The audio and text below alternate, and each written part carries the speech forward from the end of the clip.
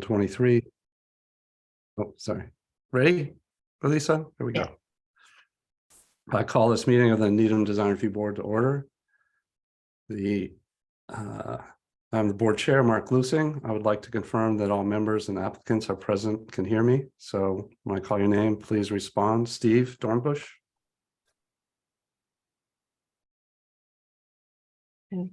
Here. Okay. Susan Opton. Present. Okay, and then we're waiting for Deborah and Bob. Also attending ours, our town staff person, Elisa Lichman. Applicants, if you could respond that you can be heard. Wingate Development, Evans Huber. Yes, here. 922 Highland Ave, the Needham Cultural Arts Council. Hi, I'm Charlie Nunda. Hi, Charlie. Amy Hansen is here as well. Okay. 100 Highland Ave, Landry Bicycles. John Renzi here. Okay. 74 Chapel Street, French Press. Jay. Hi, Mark. Hi, Jay. See you there. 990 Great Plain Ave, Masala Art. Mr. Kapoor already checked in. And 1584 Great Plain Ave, Enterprise Rent-A-Car. Good evening, Peter Zadaka here. All right. So it's a little bit of a long agenda, so appreciate your patience. Some of you further down the list, and there's a couple of site plan reviews that we're going to go through. But welcome to this open meeting of the Needham Design Review Board, which is being conducted remotely, consistent with former Governor Baker's executive order of March 12, 2020, and its extensions. The order allows public bodies to meet entirely remotely for as long as reasonable access is afforded to the public so that they can follow along with the deliberations of the meeting. For this meeting, the Needham Design Review Board is convening by Zoom app as posted on the town's website, the Design Review Board page, identifying how the public may join. Ensuring public access does not ensure public participation unless such participation is required by law.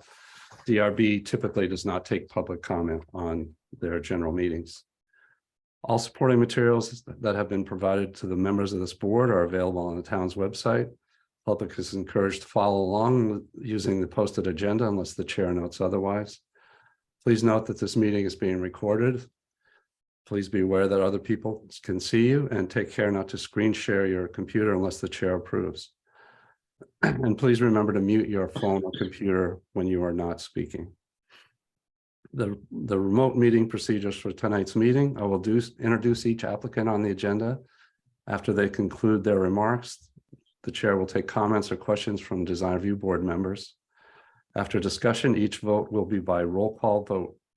The building department requires electronic submission of building permit applications. A copy of your application stamped and noted for the type of approval you receive will be emailed to you by the DRB support staff. That can then be attached to your building permit applications. We will now start with the first item on the agenda, which is 589 Highland Avenue, applying for site plan review, Wingate Development. So take it over. Take it away, Evans. Thank you. Thank you, board members. As you know, the Wingate formerly operated a nursing home at the corner of Gould and Highland. That building is vacant now, and the plan was about a year ago to turn it all into independent living units, but leave the building the way it was. We subsequently got special permit approval to amend our special permit to allow that. And then Wingate decided that it actually would be better to increase the size of the building, add a third floor, which would add another 22 independent living units. And the required percentage of those units will be affordable. So since that's a construction project involving more than 10,000 square feet, there's site plan review involved. So we're here for the Design Review Board to show you the site plan, the landscaping plan, the renderings, the proposed look of the building, the exterior materials, and the landscaping plan. So we have Julie Smith here from the architectural team, our architectural firm, and we have Tom Miner here from Hawk Landscape Design to walk you through those aspects of our project. So Julie, if you would start, please. Sure, I'm just going to share my screen. So I'm Julie Smith with the architectural team. I'll be going through the. Can everyone see my screen okay? I'll be going through the architectural and then I'll turn it over to Tom Miner with Hawk Design. Can you talk more in the microphone? We can't hear you that well. Can Thank you hear me okay now? Yes, thank you. Okay. Better. So I'll go through the architectural and then I'll turn it over to Tom Miner with Hawk Design to go through the site plan and the landscaping. So I just want to start going over with the existing building. On the intersection of Gould Street and Highland Ave, we have an existing two-story brick veneer building that was originally a nursing facility.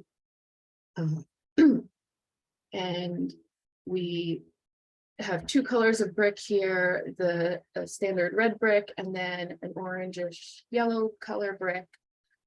And we have gabled roofs all at these bump outs here. There's a flat roof above in the center part of it. So what we're proposing to do is add a third story to this, which the third story won't be the entire footprint of the lower floors, more for layout purposes, and we don't really need the square footage on the upper floor. So we're proposing doing something that will modernize the building, take it away from a more transitional or traditional facade. So we have here on the third story, the majority of the field would be a fiber cement lap siding, which will be in a gray color. And then at bump outs, we have a white fiber cement panel, and we'll have a reveal reglet system to differentiate the panels. We'll also raise up the roof at those levels to create the soffit and give it more presence. Here we have the front of the entry, the front entrance, with having a darkened entry to distinguish that from the rest of the facade.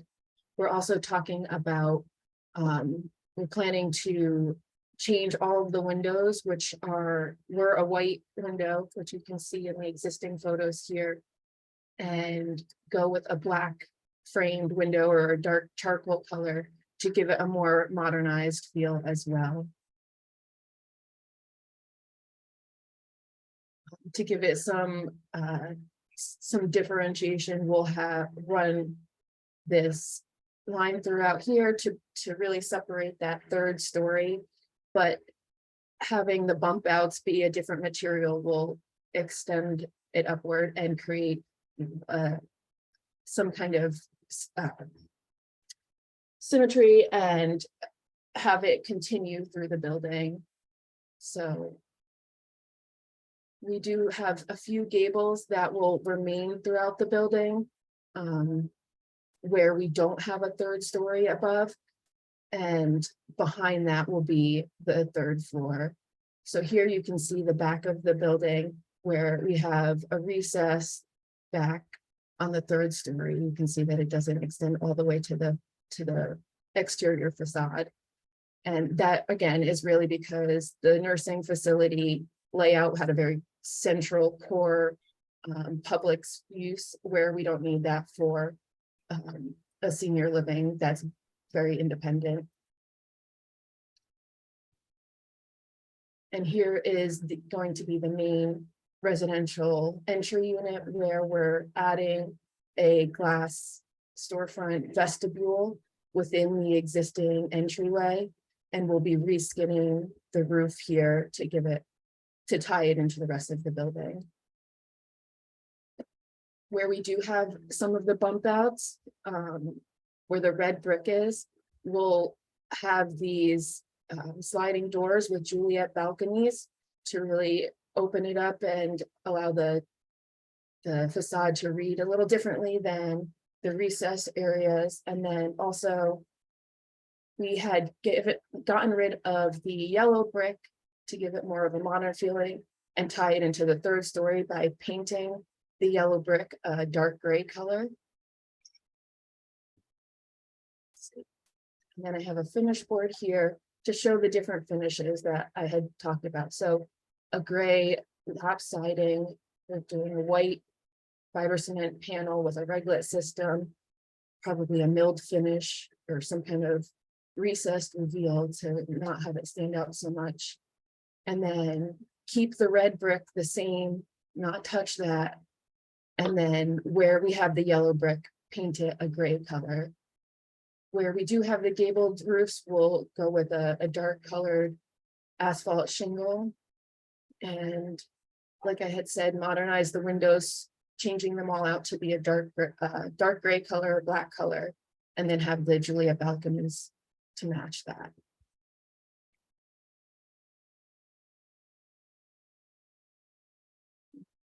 And I can turn it over to Tom Miner now. I can keep sharing my screen and he'll go through the drawings.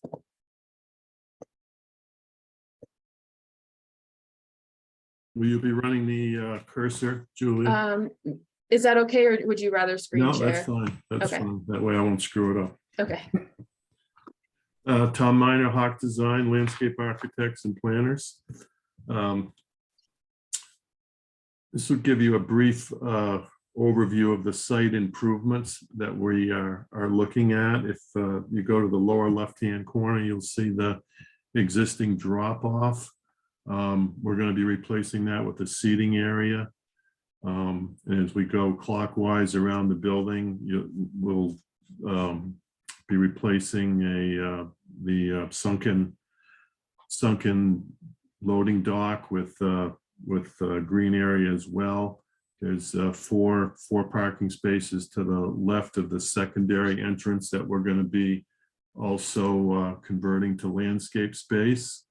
And to the right of that entry, there's you see a row of parking of about 10 spaces, and we will be converting those to lawn as well. And as you go around the corner, there is an existing raised elevated patio that we will be renovating. You'll see quite a few existing trees all around the site. The intent is to not touch any of those. That's the intent, and I think we'll have a good chance to do that. They're quite distant from any of the renovations proposed. If we go to the next slide, Julie. This is a rendering of our proposed improvements. As you can see, the drop-off area to the lower left has been converted to a resident seating area. I'll get into the detail on another slide, but we've substantially reduced the paving area there. We've increased the distance between the building and the sidewalk to provide more privacy to those units on the ground floor. We've brought in proposing a seat wall around the outside with a pergola to give a sense of place and some shade for the residents. We've eliminated most of the shrubs along the bank around the sign to try to not only rejuvenate the area, but also to do some mass planting so that sign will stand out a little bit more with all the existing utility poles and utility boxes that are in that area. As we go up along Highland Ave, there's a stand of existing trees that we've supplemented with some shrubs to replace some of the ones that were removed during the road widening and bike path addition. As you go around, you can see we've filled in that loading dock and added trees, shrubs, and lawn.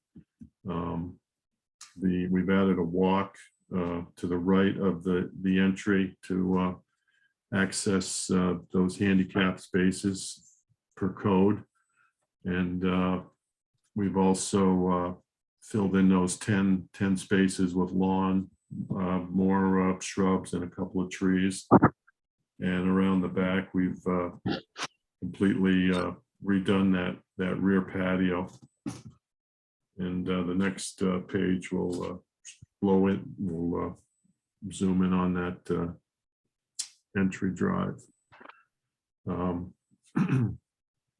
You can see that we've greatly reduced the paved area, probably by 40 or 50%. We've got a fan-shaped pergola off the back of our new center focal point, whether that's just a landscape feature or a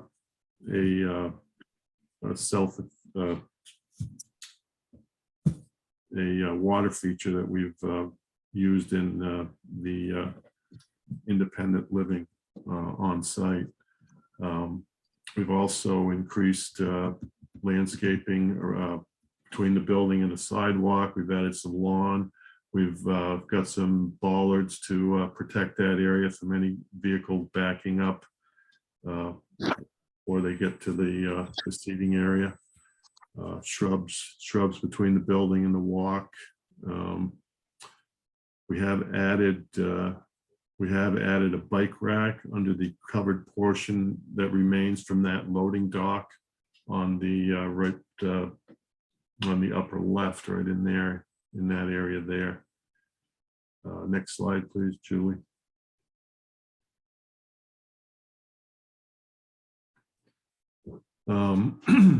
You can see the removing those 10 spaces has greatly increased our green space to those units on the ground floor on the northwest side of the building. And in the lower left, we have a blow up of our renovated patio. We will be replacing the safety rail along the top of the wall, adding perimeter shrubs. We've got proposing a fire pit on the lower right and a grill counter adjacent to as far away from the building as we could put it, adjacent to the parking. And to the right of the drawing, you can see a proposed generator, and we'll be screening that with evergreens. And I believe that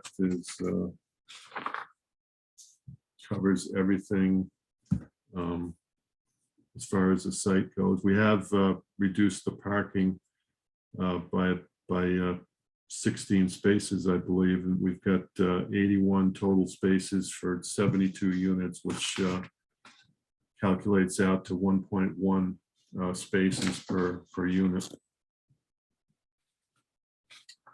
And I'll leave it up for questions.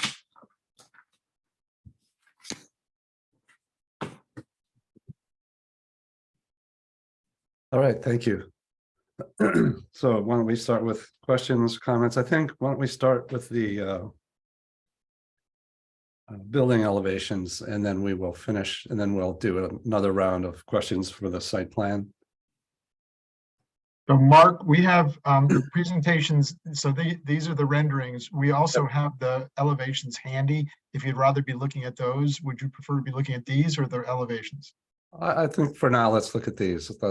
I did look at those elevations, and some of them are partials because it's so long, and that I thought the renderings gave a good indication of the change in the aesthetic and the work that you're doing on that third floor compared to the existing. So let's just leave the sort of renderings. And I think board members also usually have the ability to look at some of these slides independently. So Bob, do you want to start, please? Sure. Yeah, thank you to the team for the presentation. I think it's an improvement on the existing structure, and the addition I think is going to knit in well. One question I have, maybe someone can help me understand, is if you had a plan to showing the extent of where the new third floor would go with respect to the footprint of the building. And related to that, as we can see in that elevation that we're just looking at, or that rendering, some of those gabled roofs are going to remain, but it appeared that there were some units behind them. And I was just wondering about the arrangement of that. Okay, in other words, are you going to look out a window and see the back end of a gable? And if so, how close might it be?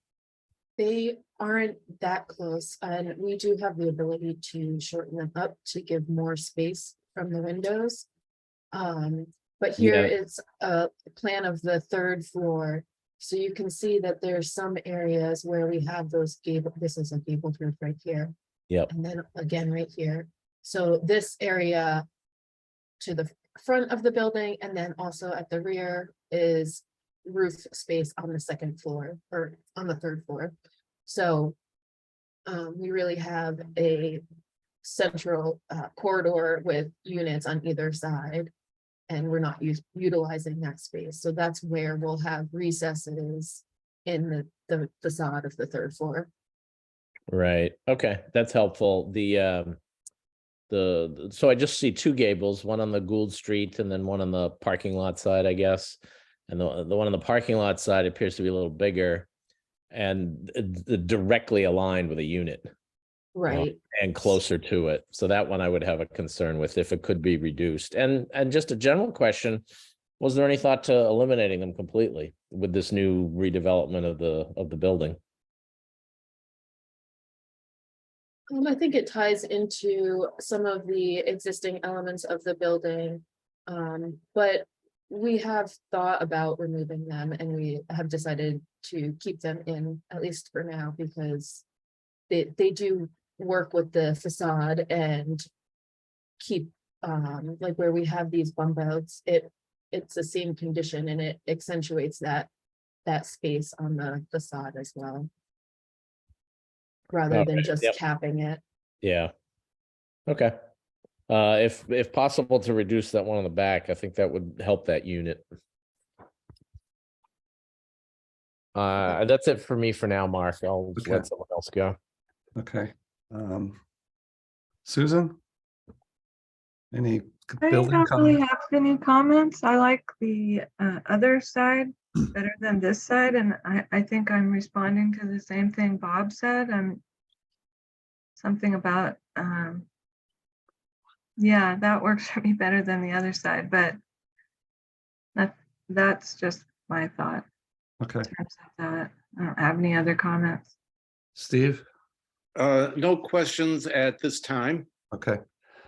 Yeah, I do think it's a good use. These are, we're seeing these materials a lot used on sort of these additions or even on new construction.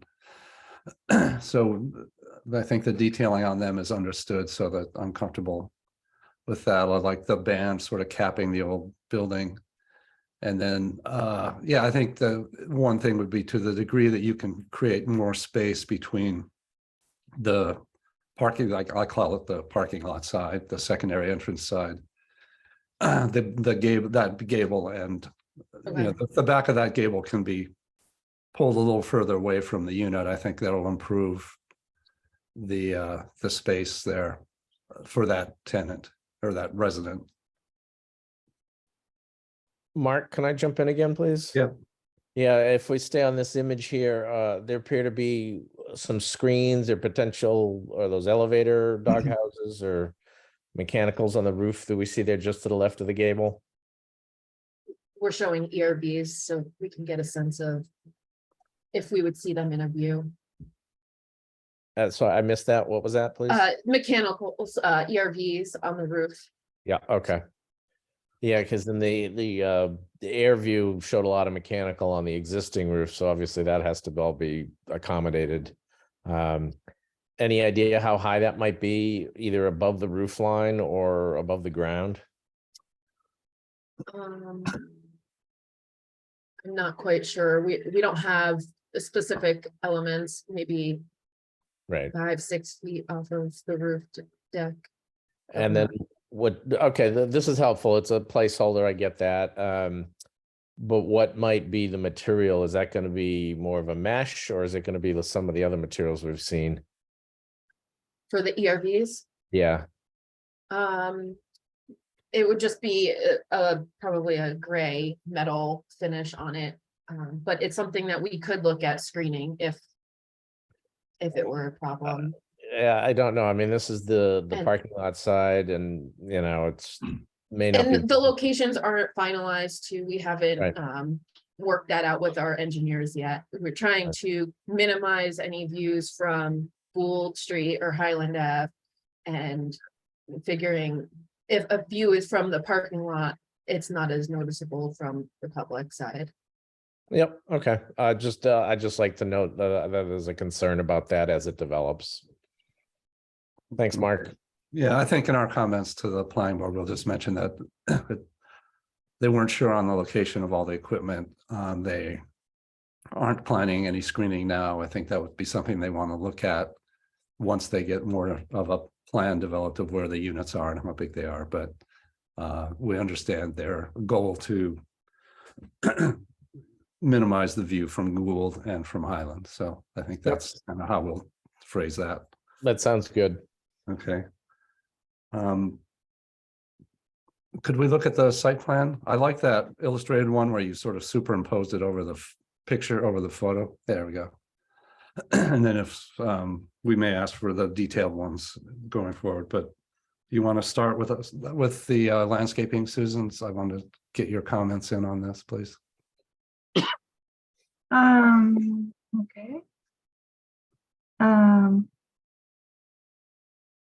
Well, I think you guys did a great job of making it better than what it was before. I wanted to speak a little bit to all the lawns that have been added. For not so much in the back, but I was curious to hear your comments as to, do you have any uses for the lawns, or are they just decorative, or were they thought of as low maintenance? I'm just curious why so much more lawn was there. I think most of the additional lawn is inside the circle between the building and the center focal point. The lawn that's showing around the sign and going towards the existing trees. I believe that's mostly all lawn now. We don't envision this being a really heavily used area. We figure most of the usage is going to be in the rear patio, but this is it's a nice. This will be the front door for the residences, and it's just an improvement over the drop off. It was just the lawn that we show is to get some green in there and reduce the pavement. Julie, you want to toggle back to the rendering that shows this corner?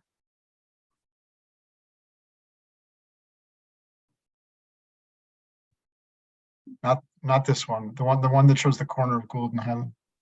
Yeah, I think the other thing to note there, Susan, is that all along Gould Street, the building is elevated 5 or 6 feet from the street in that short setback space. Right.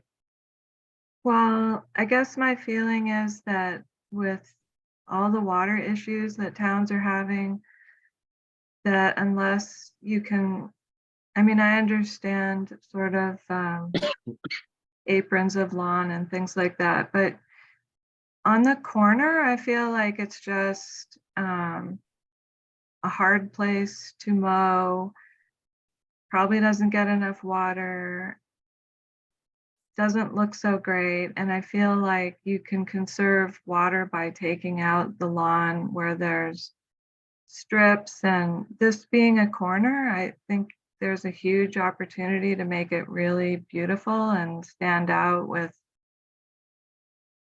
different kinds of plants and just having a green lawn there for no particular erosion control, I guess, is something, but you can do that in other ways that I think would be use less water, and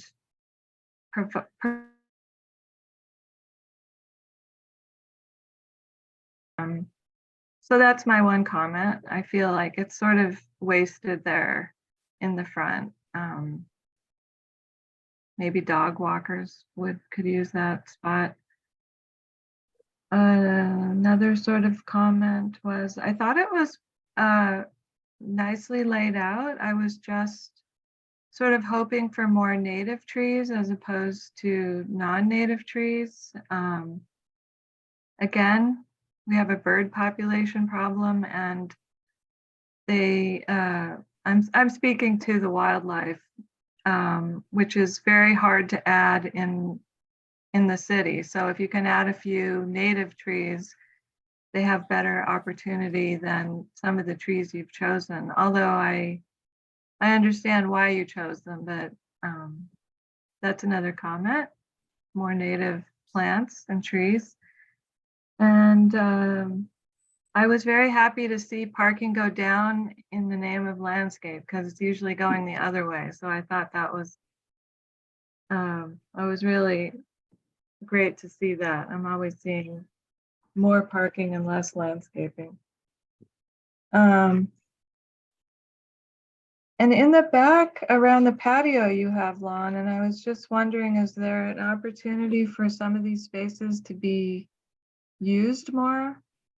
They sort of look nice, but can they be used for, I don't know. This is more gardening for people who are living here, or community space or something like that. Just an idea. Mhm. Because there is a lot going on across the street, which you guys may or may not know about, but for the people who are living there, it might be nicer to have more activity outside, even if there was picnic tables or something. I mean, I realize they have a patio, but just some thoughts there. I think it's pretty. All right, thank you. Yeah, I thought those were good comments. We can. Steve, do you have any questions or comments? Not really. I liked some of Susan's comments about native growth. I think it's important, and personally, I think also grass can be hard to maintain and require a lot of water. When there's a substitute available, I'm always for that. But otherwise, it looked good. All right, thank you. Bob?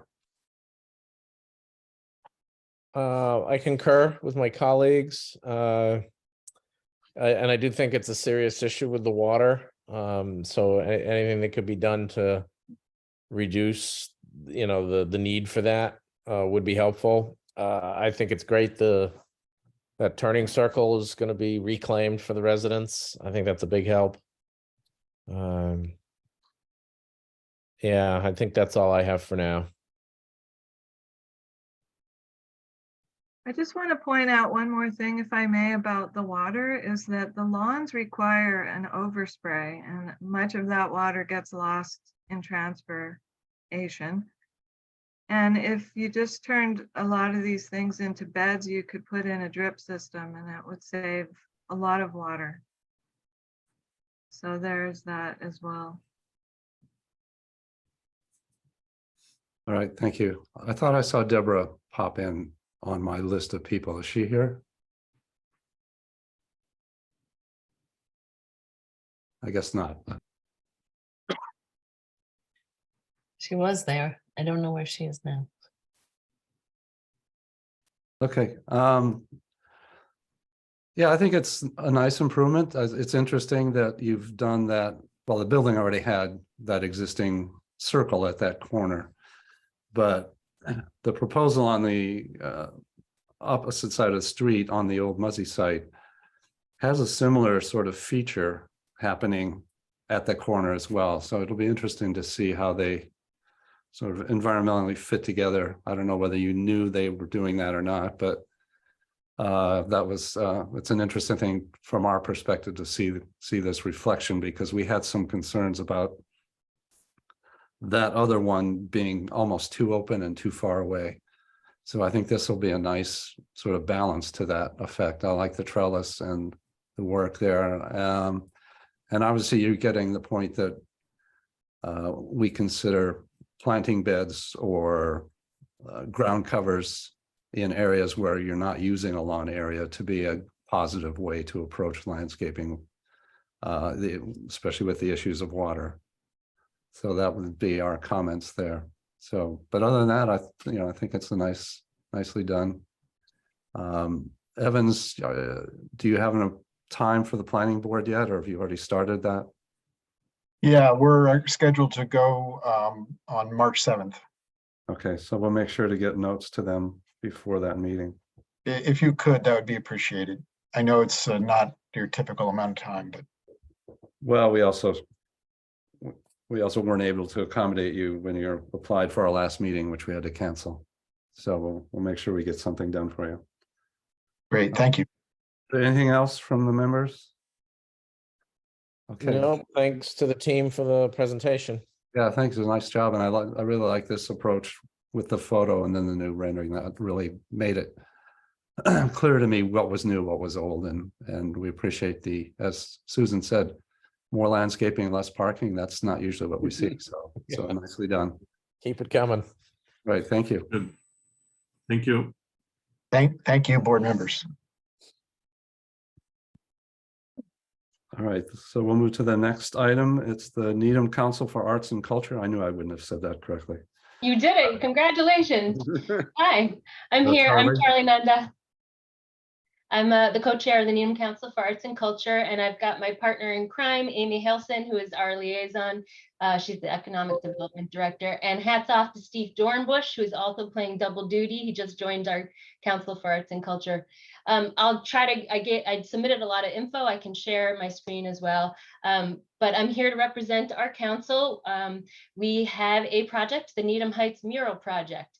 It is a long time coming. 2 years ago, we were tasked by the town to come up with a mural for the town. This is funded in full by the American Rescue Plan Act. So this mural was a location so we started out with our public art subcommittee.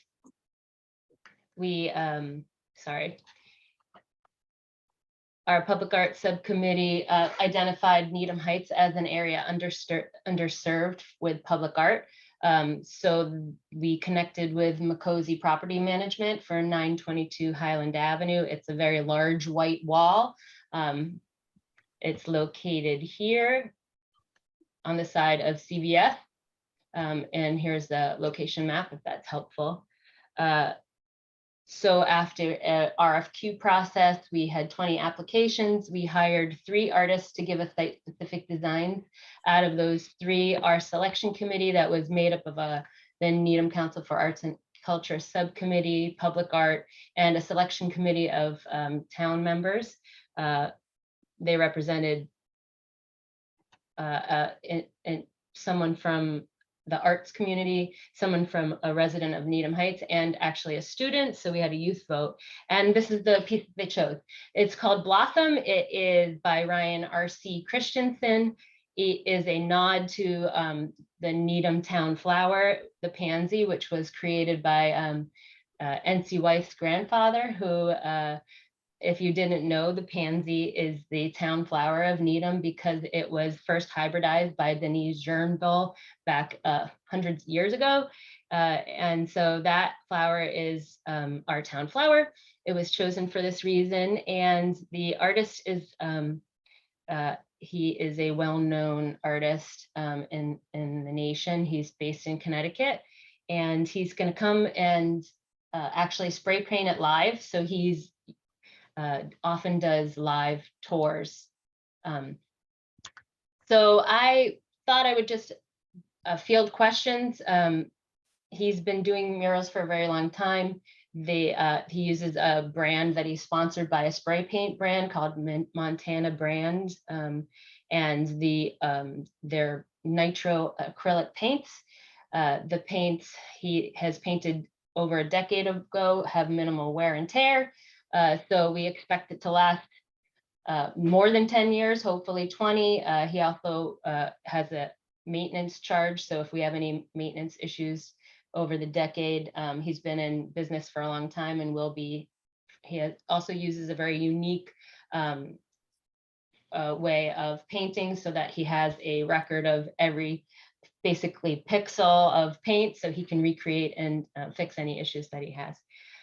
So that's a lot. That's where we are at. It's gone through a long process of review. We had maybe 6 different committees reviewing it, and now we're here to the design review board to answer any questions you may have. All right, thank you, Charlie. Yeah. That was helpful. Well, when this first came up, this is an unusual thing for us to try and deal with. Well, and I will Because say that our council also has an arts and cultural plan that we're working on over the next year. So in the future, we hope to build sort of a process for how public art gets reviewed by the town professionally. And we're hoping that you will give us some comment over it with that plan as well.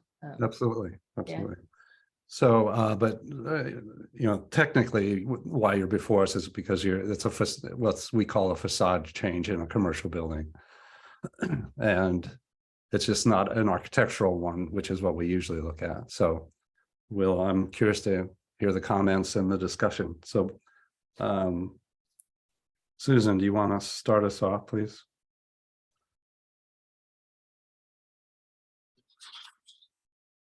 You're still muted, Susan. I have to say again how excited I was when I saw it. I was just loved the theme, and I think Needham really could use a cheerful wall like that. I was wondering what would happen if we didn't like it. I mean, it looks like a lot of time and effort went into it.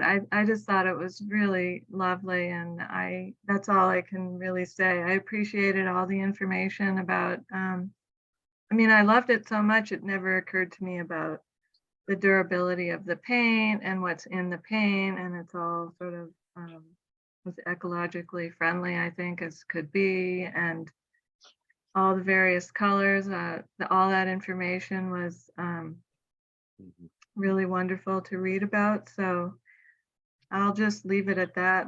I don't know what else you were looking at, but I think the pansy wall is beautiful.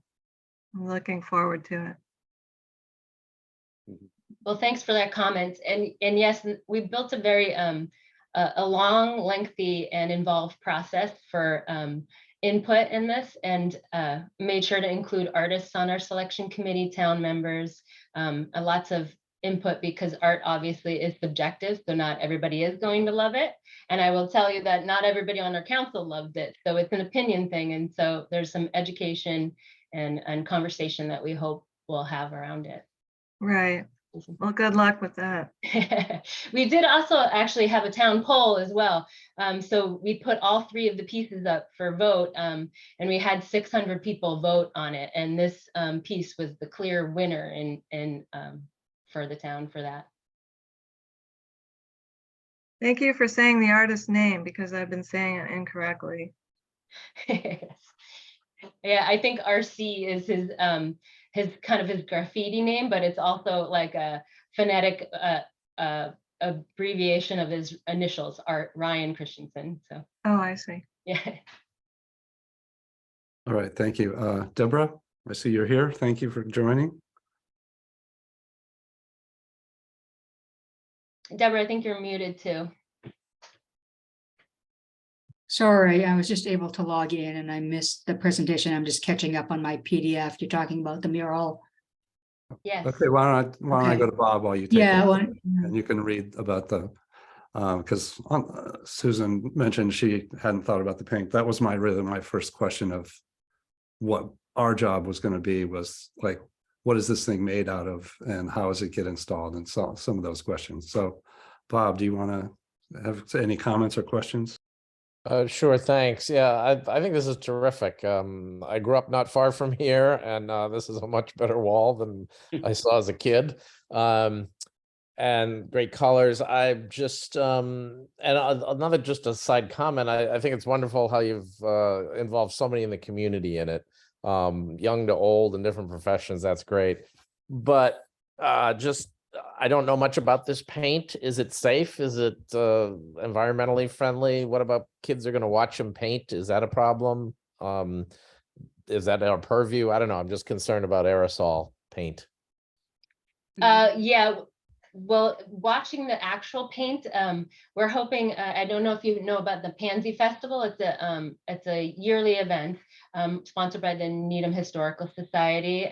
So this year it's going to be kind of a month long. The Needham Historical Society is going to do some events, and we're going to do an event at the same time throughout the month, which we're hoping to do sort of a parade. So our concept would be to have the event at the Heights Common, which is kind of kitty corner to here. Hopefully, if we're allowed to have it and do some kids activities around the Pansy, maybe some plantings, and have a like sort of a parade, so where they can walk by the piece on the sidewalk. But the artist will be, if they'll be painting on that side. So we're going to try to stay away from the actual side where they're painting on and go on the other side of the street in a sort of safe way. But he will be painting it 3 to 5 days. He'll have to use a scissor lift. It's 20 feet tall. And obviously we have a rain, it's a weather issue too. So we'll see when if it's not raining that day, but we're going to try to do most of the events in the town, that Heights Common area. As the paint is, it's like a solvent based paint. I think acrylic paints are mostly water based. The solvent that they use kind of disappears on contact, and it's it takes about 6 to 8 minutes to be dry to the touch, and then it cures within 12 to 24 hours. So I think the toxins are kind of low on it. Okay. I don't know much more about that. Well, from reading about it, it's an oil-based alkyd paint, which is an oil-based paint. Yeah, I think they call it nitrocellulose mixed acrylic, which is so it's like a an different oil sort. slash, yeah. So I did read up on a little bit. So that was going to be my question. They aren't actually kind of very close to them while they're doing this. They're sort of the other side of the street. Yeah. And also I assume windy days, it gets the work isn't active on a very windy day. I would imagine not. Yeah. It is the cans are like low pressure, so that it doesn't come out too fast, so it doesn't drip, but it does dry pretty fast. But yeah. So these are cans of spray paint, not a compressor with a gun and a wand. Correct. They're really Yeah, just cans of spray paint. Cans of spray paint, yeah. Wow. If you notice the names of the paint, some of them are quite Yeah. hilarious, because it's a graffiti paint, and he is sponsored by the paint company. Okay. Smart approach. Yeah. He's also a Disney artist, so he's really smart. He's good at marketing himself. Okay. Deborah, do you have any questions? I'm looking at the photo of the existing where you have the size indicated, and there's the window with the urgent care sign. Is that's all staying like that? I'm glad you brought that up. The door we have permission to paint on. The urgent care sign, not so much, although you guys are the design review board, so you can tell me whether you approve that sign or not. It actually has the wrong hours on it, so I was going to heavily advocate to them to change that sign, but we haven't quite gotten approval for the window sign. We have approval for the door. So the door is an egress door out of that urgent care facility? Is that? It is not used, but yes.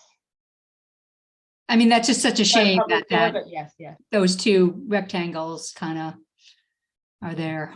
Yeah. Yeah, we've seen a couple other mural proposals, and one of them was sort of a scrim material that wasn't actually painted on. And that was something that went right over the windows and still allowed some light penetration. Did you consider Yeah, introducing that into the whole composition? we thought about that. Those are about twice the price of what we would be spending for this. I mean, just for those two panels. Oh, just for those two panels? Or just the window, because they can paint over the door. Yeah, we don't have approval for the window quite yet. And if we were to put something in there, I think maybe we'd come back and I'm not sure if it would be the artwork itself or have some sort of informational artwork sign. I would think you could just continue the imagery that is cut out right there and put it on the scrim and then install it. But that's a suggestion. It's not, Okay. we understand your situation, so Okay. that's good.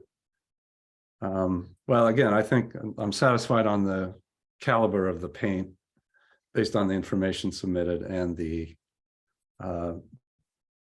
design is I look forward to talking with you about a process, because as you said, even your whole council didn't necessarily agree on which one to use. And if these are done more in other areas, we're going to have to figure out how to get the most satisfaction for them, because they're outside of sort of traditional design elements that we always deal with. Any other questions or comments from the board? All right. So I would take a motion to approve the mural at 922 Highland Avenue, West Street as submitted. So moved. A second. Okay, and we come to the vote. Bob Dermody, Yes. Susan Opton, Yes. Deborah Robinson, Yes. and the chair approves. All right, so very nice, Charlie. It's good to That's see Thank you you. very much. We Charlie, appreciate it. That's Steve. I had to recuse myself, Charlie, just so you know. Oh, I see. I just cut him off, basically. Yeah. I'm used to it. All right, Looking forward to Thank you. seeing it. Thank you all very much for your. Do you have a schedule of when he's trying to work yet? Well, we're hoping it's going to be April because of, but we're going to, our next hurdle is contracts, which might take a little bit. So Okay, good but luck. we're hoping for April 22nd to go along with the Pansy Festival with the Yep. Wife Museum and the Historical Society. Great. Yeah, thank you so Thank much. you for all your work. All right, thanks, Amy. Thank you. Okay, the next item, the agenda is Landry's Bicycle, 100 Highland Avenue, applying for signage. Chad, do you want to take us through the proposal? This is John. I'm John. filling in for Chad. What we have done here is we put together a package that tailored around what was previously approved for the FW website back in 2018. We have a primary building sign that is going to be going on the parking lot side of the building. And that's designed at 32 square feet, which is within code. That's visible from the 2nd Avenue entrance into the plaza. We have a second sign at 31 square feet, which is going to be out on Highland Avenue. That is going to be non-illuminated. Those are individual letters. And there are 2 signs on the building that we're proposing that would match the signs that were approved 5 years ago and a day by the Design Review Board for FW Web, although our sign is proposed at 24 square feet where the board had previously approved 32 square feet. So the same placement for those signs as well. And we have a freestanding sign that is a multi-tenant freestanding sign that we'd be looking at just refacing. Okay, as you didn't show us anything. The board, do you all have that look, have you been able to look at these signs while he's, But it would be helpful if he shared the screen and okay, why don't you go ahead and I'll and, be looking at the same thing. I'm unable to do that as I'm using a backup computer because my other computer went down and I'm filling in for Chad. So I apologize. I was told that the board had the documents. I'll get it up. Hold on.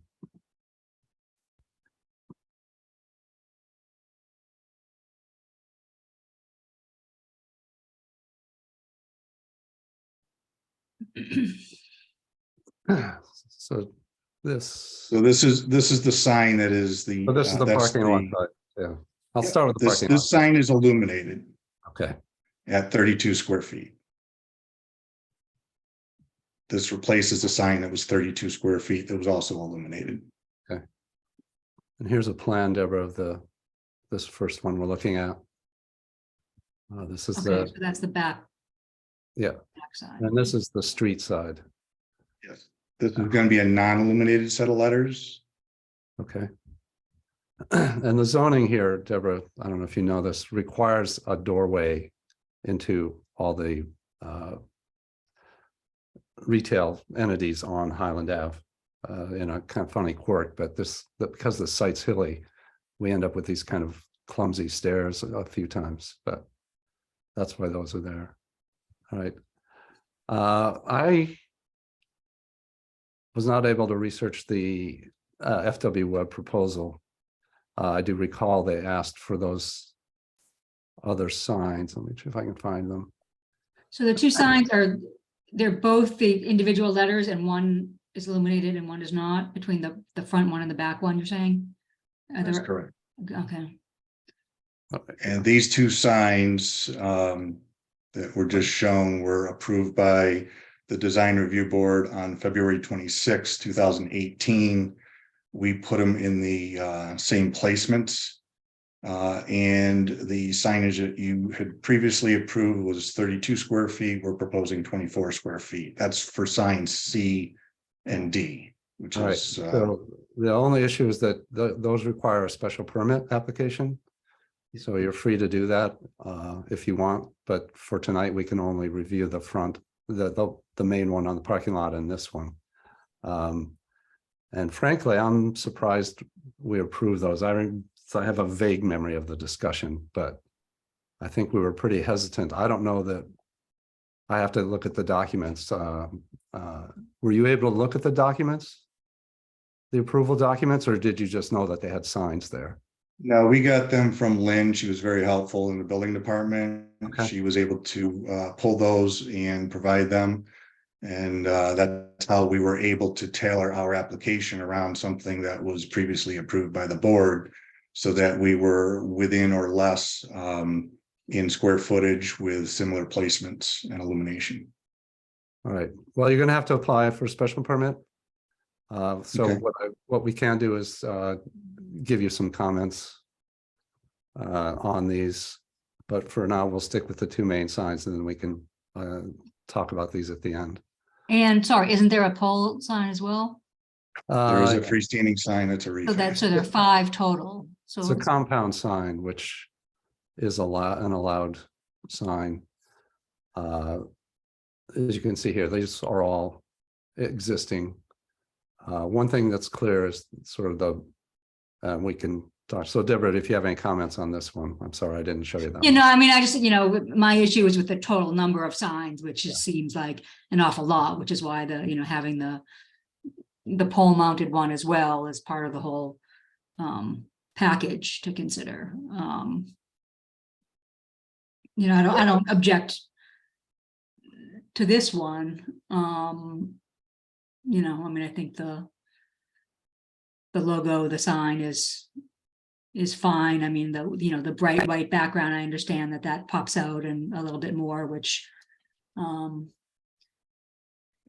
it's unlike the rest of the sign, but maybe it's some of the other signs that at some point would be better off changing. So it really doesn't bother me. I would object to those 2 small ones on the sides. I think that there's a limit to how many signs you need for traffic coming down Highland Avenue to see this building. Okay, well, yeah, we're gonna make a requirement on this compound sign. The compound sign is in the bylaw allowed as an additional sign when you're in a complex like this, so this is a by right sign to go along with the other two. And again, they need to apply for a special permit for those two side ones, and we'll need to do some research about how those ever gotten approved in the first place, because I recall not thinking we should do them, but if they've got documentation, we may have just in the end let it go. So I will go. So Deb, Susan, do you have any questions or comments?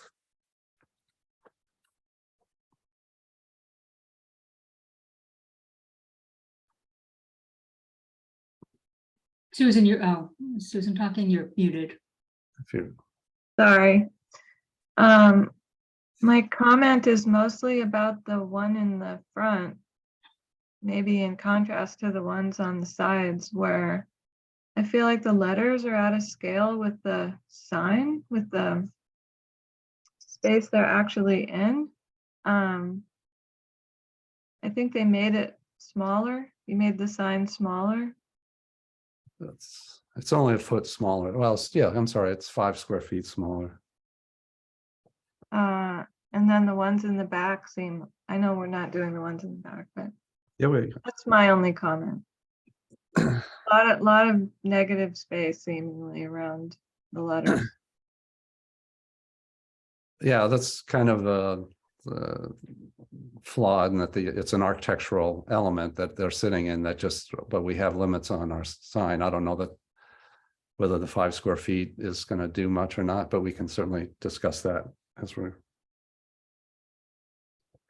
Bob? Oh, yeah, thanks, Mark. I'll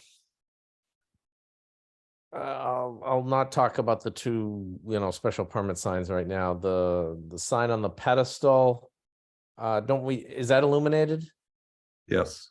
Yeah, so don't we typically suggest like a tint on the white, and maybe it's just the way it's rendering on my laptop screen right now, that how bright that looks. So if that can be just the whiteness there can be just toned down, that's fine.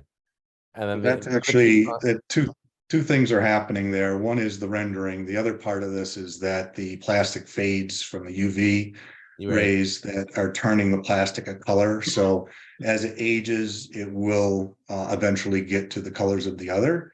Or if another new face comes in, it will look brighter, like what will happen with our faces that we're proposing. Yeah, we try to tone those down a little when there's a real bright white light. It's not that big, but still. Yeah, we'll do that. That'll be in our conditions. Okay, fine, thanks. And then the front and back, let me scroll. I like the signs. I think they're fine. We deal with a lot of signs that are a lot busier, so this is refreshing. It's very clear what it says. And then what was the thinking, please, on the sizing of the front versus the back? Yeah, according to the zoning bylaws, you are allowed one primary sign at the size allowed, which is the 32 square feet, but the secondary sign cannot be larger than or equal to the size of the primary sign. So the intent here was this sign is not as primary as the illuminated version that's facing the parking lot. So if there's going to be a sign that we want smaller, it should be the one that is non-illuminated, that doesn't mean as much as the primary one that's over the entrance on the plaza, on the parking lot side. Why isn't the one on the street more important and should be more visible than the one in the parking lot? I mean, once you're in the parking lot, you already know where you are. You're coming off of the what is it, second? Looking at the. So if you're coming off of Second Ave into the parking lot and you're going through the primary entrance of the building, and you want people to use that entrance, that was the thought with the client of drawing people to that entrance and having it on the parking lot side. Okay, and I mean, it's only 5 square feet difference. I think Deborah said what I was thinking is that by the time you're parking in your parking space, I think you know where you are. The one on the other side might be helpful for people to see, but I'm fine with it the way you're proposed. Okay. Steve?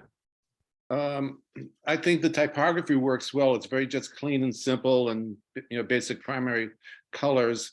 The proportion, I think was mentioned earlier, of the type though, within that frame seems a little bit, gets lost. It doesn't seem to match to me.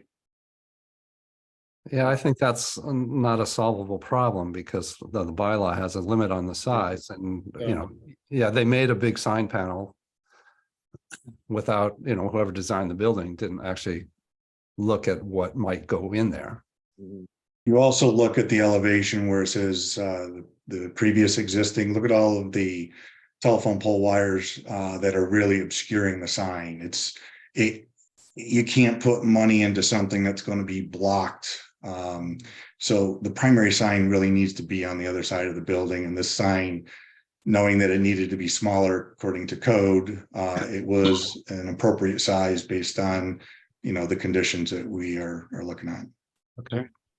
One Yeah, more here's what we question said. mark. How's the one that is illuminated? How is it illuminated, please?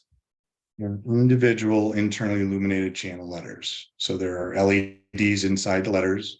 We have dark faces on it, so it's not a bright white, and the colors will actually diffuse the brightness because it has a film layer over the white acrylic. It's on a raceway, Bob, they're not individually mounted. Got it. So All you right, can see here. thanks. And I assume it's standard that the raceway will be painted to match the background. Yes, sir. Okay.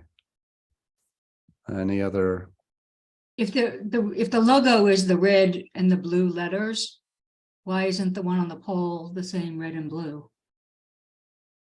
And that is where we looked at the previous design requirements of that pylon sign, and everything is the dark bronze and white.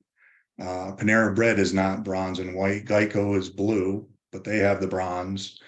So I'm sure that if you look back in your paperwork, you're going to find that when this was originally designed and in front of the board, you were requiring some consistency in the colors when displayed.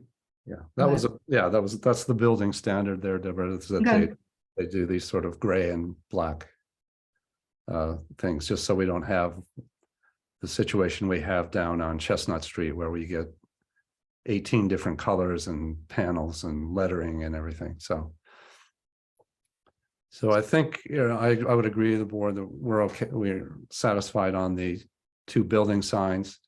But I think we'd like to make a condition on this compound sign that you add a film layers to the back of the panel to diffuse the brightness of the light, which is a pretty standard combination, or you do a film that gets closer to the color of the other panels. I'm not sure that those other panels are just faded from time.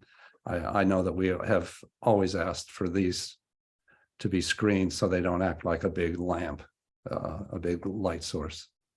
So I would take a motion to approve these signs with the condition that the compound sign have layered screening behind it to dim the intensity of the panel. So moved. Second, Okay, and we come to the vote. Bob Dermody, Yes. Steve Dornbush, Yes. Susan Optin, yes. Deborah Robinson, Yes, and the chair approves. All right, so thank you. I would like to just take a moment while we're here with him to give him some feedback on these guys. I'm pretty sure that if we did approve something, it was not illuminated. So, you should check the information you have, and I'm going to, have Elisa help me get our file back out so that we can see what was done there. Yeah, if But I would- they were internally illuminated, but they did have an opaque background. Meaning just the letters light up. All right, well, we'll have to take a look. Again, you can apply. You've heard a couple members not express a lot of support for this. I think if I go back to the plan, you can see that Highland Avenue curves here. So this facade is visible from all these directions, and these are just, they seem a little superfluous to me. So that's, but you have the option, you have the option of applying for a special permit for those two signs if you'd like. And you can All go fair right with to the plan? you can go right to the building department and get that started if you want. All right. Thank you very much for your time. I appreciate the board's time. Yep, thanks for your presentation. You got it. Bye now. Okay, and the next item is 74 Chapel Street, French Press. Applying for outdoor dining space. And so, Jay, do you want me to put that up again, or do you have, if you want to share, then you can control the imagery? I can share it, Mark, if you don't mind. Yeah, go ahead. All right, good evening, everyone. Jay Spencer, the owner of French Press Bakery and Cafe at 74 and 78 Chapel. We're coming to you tonight for two reasons. One is an exterior alteration to the front of the building, and the second is a change in our existing sign. I'm now going to share the screen and show you the rendering. Pause for a moment. Everybody can see the screen? Yes. Excellent. Thank you for that. So this is, let me try to get rid of some of these boxes here. This is our proposed in-state, and I'll go through a schematic in a second, but basically what we're looking to add is this louvered pergola that covers the entrance to 74 and extends all the way over to 78 until the edge of the metal shingle building. This pergola is an extruded aluminum that's powder coated in black. And we have one clear defined entrance and an emergency kind of service entrance on the side. What we're seeking to do is to add 22 seats, which is underneath this pergola, and I'll take you to the schematic in a second, which is here. Within this area that I'm circling now are the seats that we are going to add. In 2018, we were previously approved by the select board for the 10 seats that you see on this side. And we've also ran a parklet during the years of COVID and have asked the select board to continue to run that parklet, which you'll see here, which is out of the preview of this, but we've shown everything here so that you can see our outdoor dining area in totality. So in all, our space will have 78 seats. It includes 28 seats, which we were previously approved, but are obviously not currently using inside, inside. The 10 seats that are here, the 22 that we're adding underneath the louvered pergola, and the rest of the seats are just bench seats that we want to have on the parklet more as a social space where benches and gathering and things like that give us more space between the actual structure of the pergola and the walkway. When we look at the design, the pergola will be attached by a beam to the building, which as you see from the whole structure.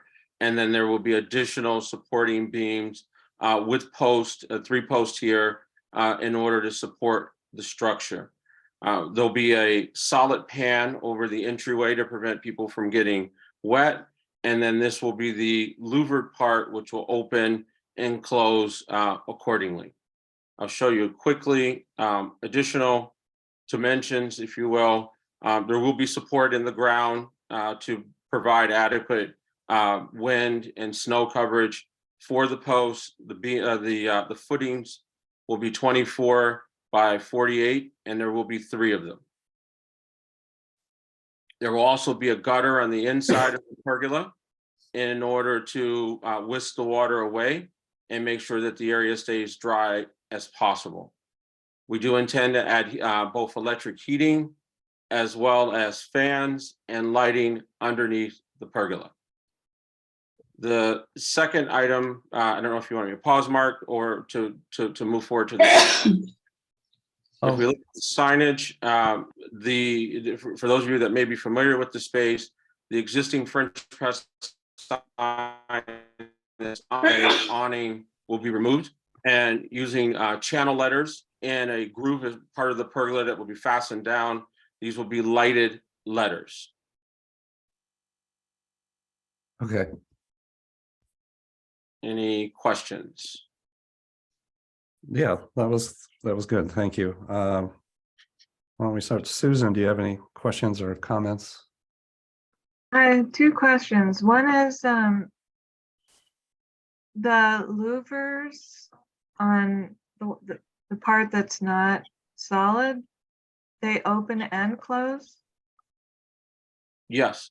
You're just, so if it snows, those would be closed? So, Or- if it snows, there are multiple scenarios that we may operate in. If it's going to be a heavy snow, we can open those louvers in order to alleviate the weight of the snow on top of the louvers. We will also have heat, electric heaters underneath it. And so we can almost run a system to where we're melting the snow with the gutters in order to move it away, because the structure is aluminum. It'll conduct that heat very well and whisk that water away in order to reduce the load on the louvers. The louvers cannot be opened when it's frozen. They're on an automatic sensor, so there's a whole control that's built into it. And typically, we want to make sure that not only the people underneath it are safe, but that we also don't have a heavy snow load sitting on top of the louvers. Oh, great, thank you. And my second question was, I guess I have three questions. If I understand it correctly, you've blocked off one end, so you can't move all the way across the sidewalk, but maybe you can't do that now anyway. Isn't the laundromat is around the corner, I think? So the laundromat is on the side where we, and I'll share the screen again just to make sure we have the right reference point.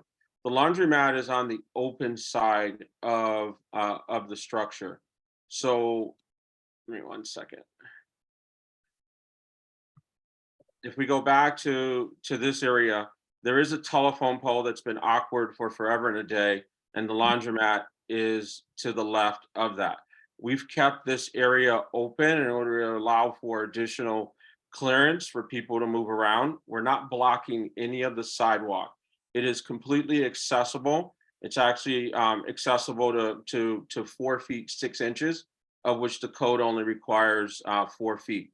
So there is a clear path for people to walk in front of the pergola from one end of the building all the way over to the Bank of America side.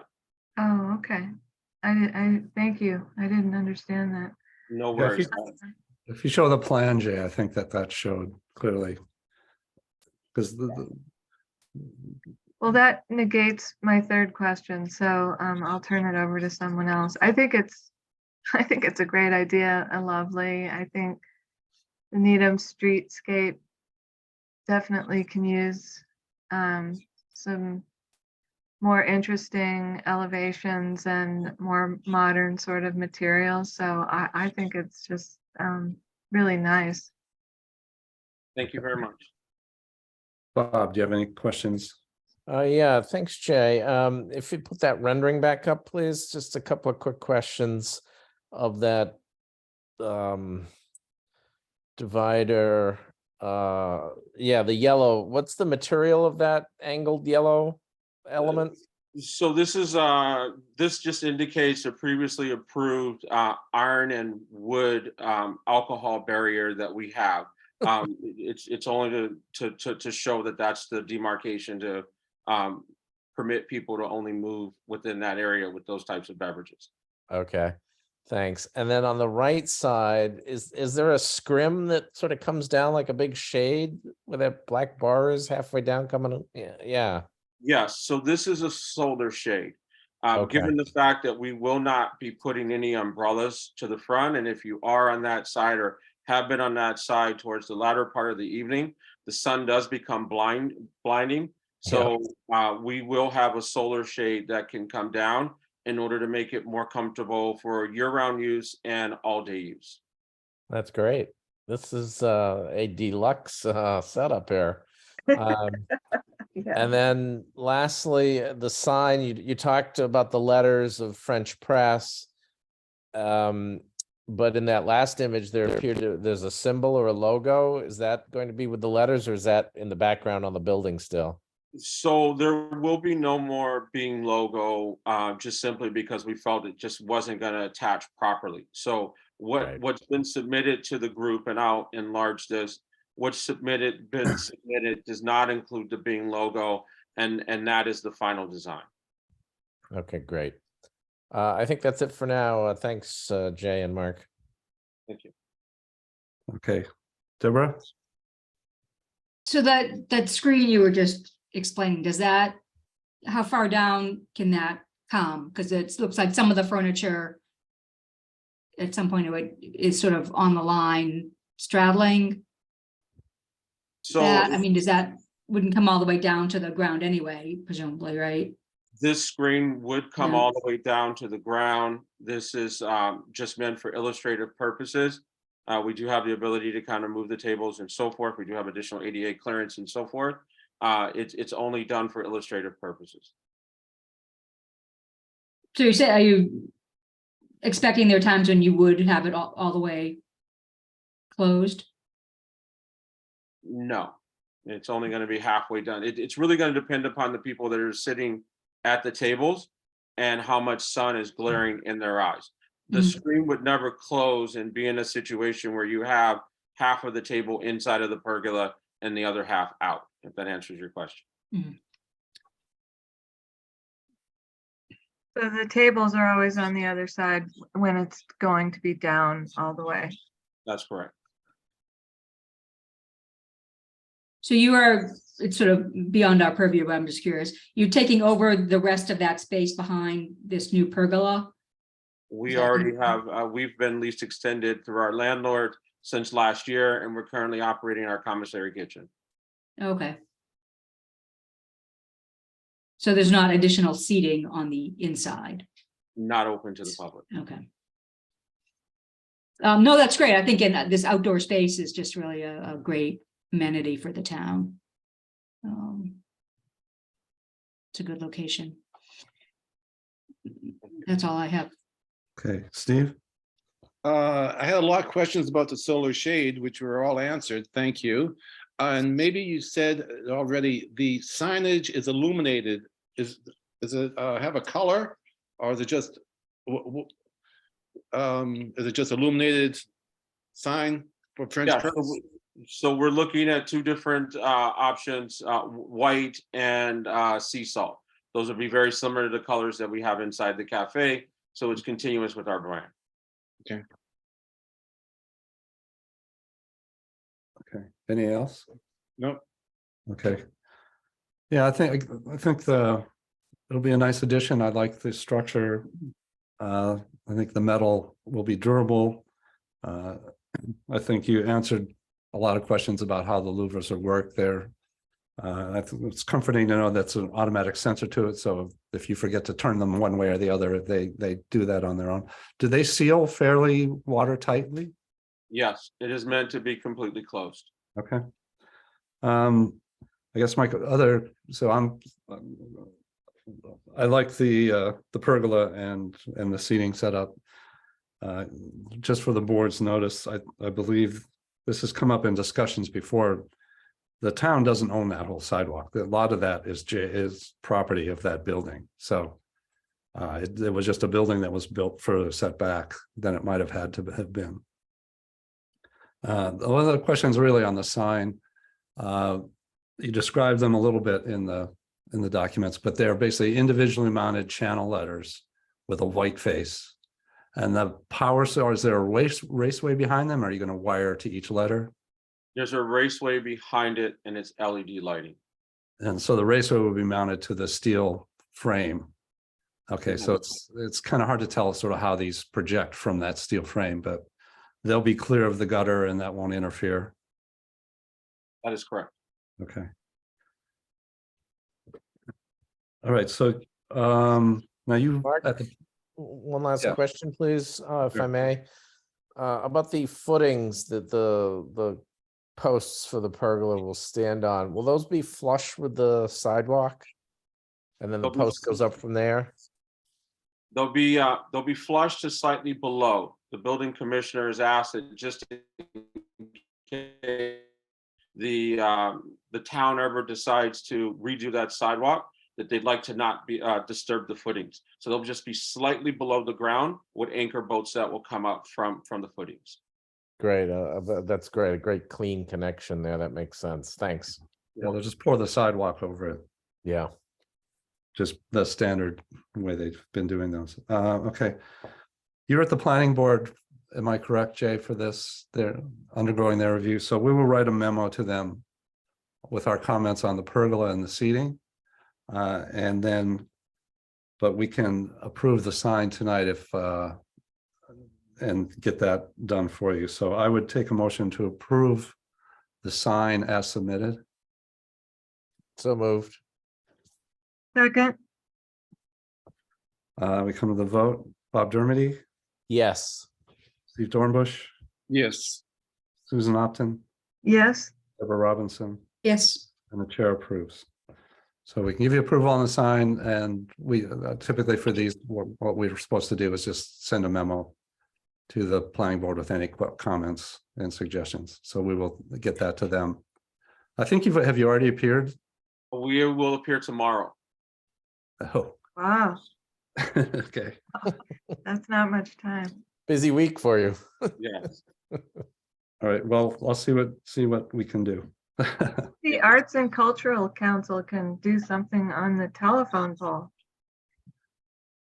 There you Isn't go. it? I think it's an abandoned pole that's just left there. Oh, really? Yeah. Oh, my goodness, why don't they take it away? Because N-Star/Eversource is, I mean, look at the poles in town. So, but anyway, different topic. So thanks, Jay. Thank you. Right, and the next item on the agenda is Masala Art, applying for outdoor seating, and then also a signage and exterior lighting. But I'd like to review the outdoor seating, and then we can talk about the signage, because I do have some questions on the information that we were given that doesn't necessarily work for us to be able to review it tonight. But why don't we go ahead and Mr. Kapoor's here to talk about that. Are you able to share your screen, or do you want me to put it up for you? You're Yeah. muted.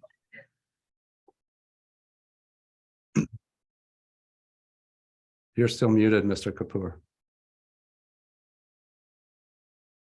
There's a little microphone on your screen in the lower left. left, probably.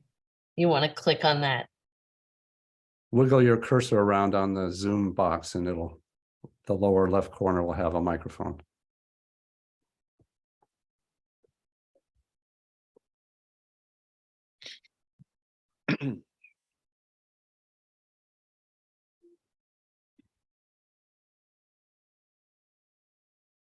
Or else there's talking in the space, possibly. He looks frozen. Yeah, he does. He might have just frozen. I can share my screen I mean, I can't fix the muting, but Well, are you here about his signage, Tom? I'm here for the sign, yeah. Okay, well, we can start with that.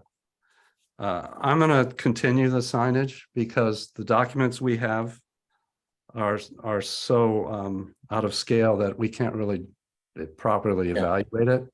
It's a sign that by dimensions is about 18 feet long, but it's shown going the entire width of the facade, both in the front and in the back, which is the building's approximately 50 feet wide. So I think we can have a discussion of the design a little bit, because it's got some other issues with it that we don't typically approve.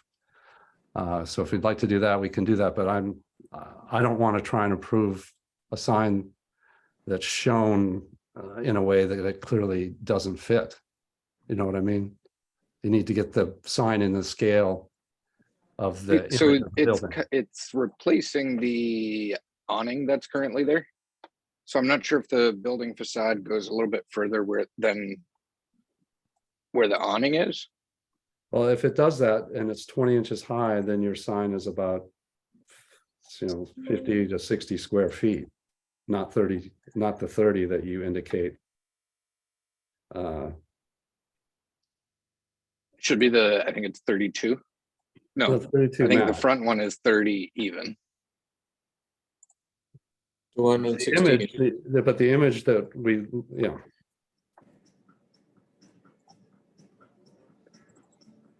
where am I here? Do you want me to share? I'll Oh, put you it- got it.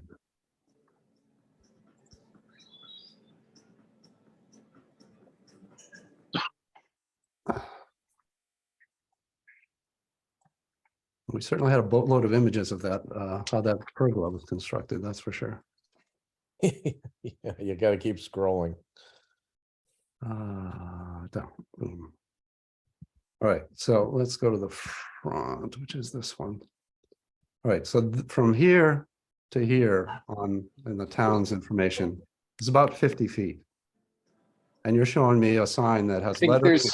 there's additional space to the right Okay, well, that has an additional door. that goes The- upstairs to some cycle, to these office spaces up top. Right. Well, but then you tell me that this is up here, it's 216 inches. That's about 18 feet. So if this is 50 and this is 18, I'm looking at an image that isn't, I need to see an 18-foot sign here, not a 50-foot sign. I mean, it just, so I'd like you to Yeah, I'm take looking at time my, to get rescale measurements this here. thing and get it properly scaled. Either turn it into a drawing that you can just draw or get the image in scale so that we can review it properly. Mark, is this considered a facade change? No, well, they're removing the awning, which is changing the facade, but that's kind of not something, we don't necessarily approve removals. Right, but now it's a they're adding sign. new lights. Are the lights new? Well, yes, the lights are new. So that would be facade change, because that's lights Well, on a it's sign. lighting for the sign. Is really, Is that the yellow, what are the yellow squares? yeah, they're lights. Those are. They indicate what they light look like? location. those are not what they look like, no. Those are gonna be to be Gooseneck. permitted separately. And they will be gooseneck. Those are in the documents there as well. Yep. I agree with the sign's good looking, if I can throw that in, and certainly an improvement over the old awning, but it's a size issue. There's something going on with the scale. Yeah, and on my end, that may be an error here. And you Yeah, because understand, I am, you know what we're saying, Tom, right? yeah, Okay. 100%. All right, I'm good. looking at my the measurements here from our Yeah. production guys. Yep. Yeah, Well, I think I would just continue this issue and the lighting. But, we can, I would have asked the board if anybody has any comments on the design here. There's a lot of verbiage here compared to what we typically do. It is a lot more explanation of the establishment rather than just the name, and Typically, Tom, it and might it's say, big. yeah, See, it right might have now- Masala art and then under it in, 2 to 3 inch letters, Indian I restaurant. have to, can I say something? Sure, sorry. Okay, so all these years, for 19 years, I had the name Masala Art. I mean, a lot of people, they never came and they meet me on the street and say that we thought that it's an art store. So we had to give that information on the sign to get more business. I understand, but I think you're gonna have to reconfigure it. Maybe the Masala art becomes, I can't, let me see here.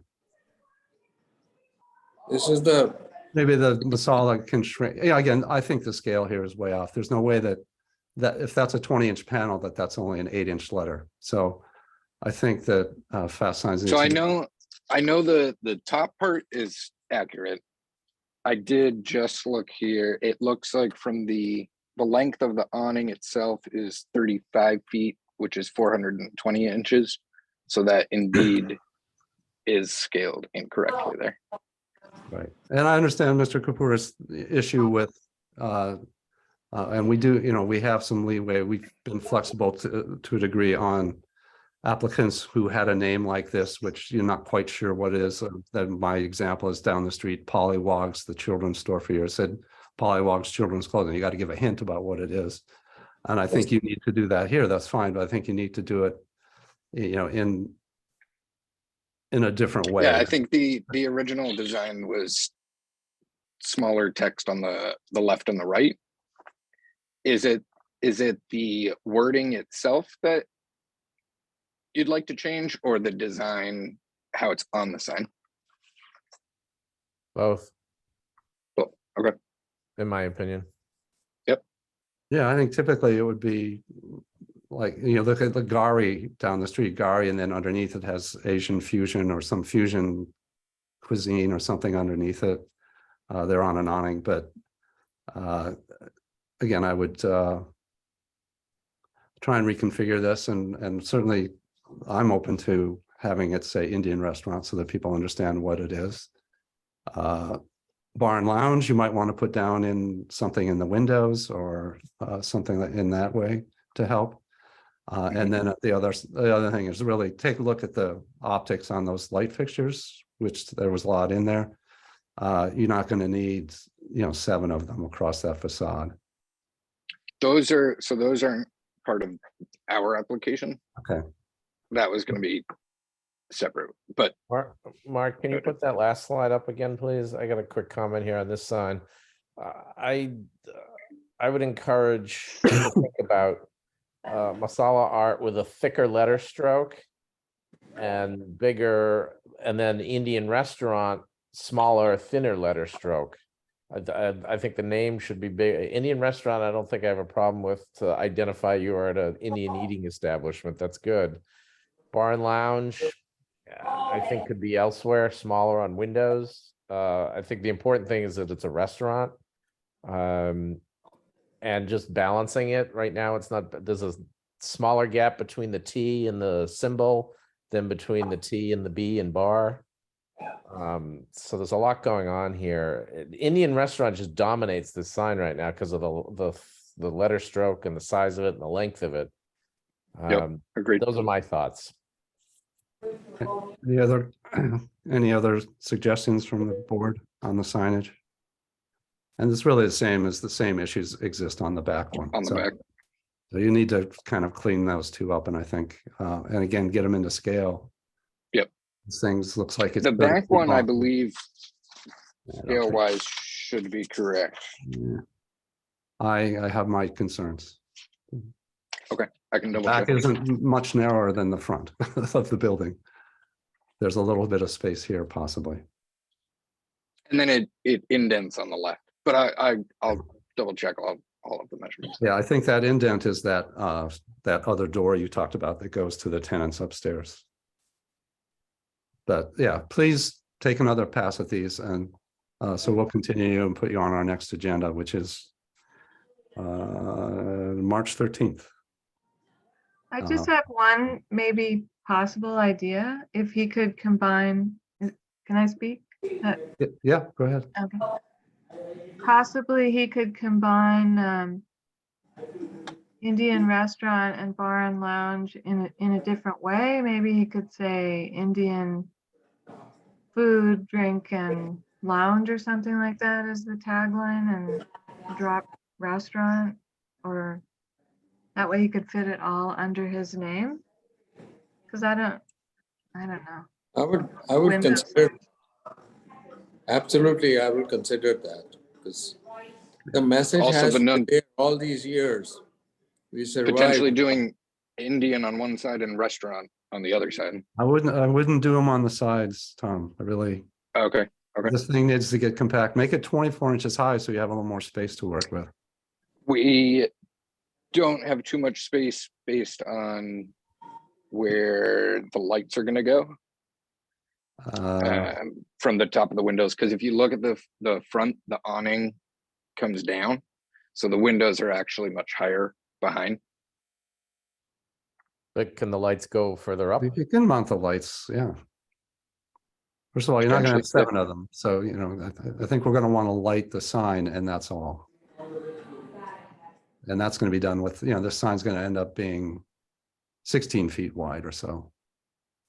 I mean, I don't know, but, you know, yeah, if it was 2 feet high, 16 feet long, so, and those goosenecks, oh,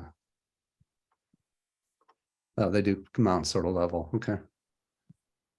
Well, I don't know, yeah, I don't know the exact dimensions there, but that's our suggestion, is to take a look at those issues. You certainly have space below that you could make it taller on this front. Well, so the windows go up.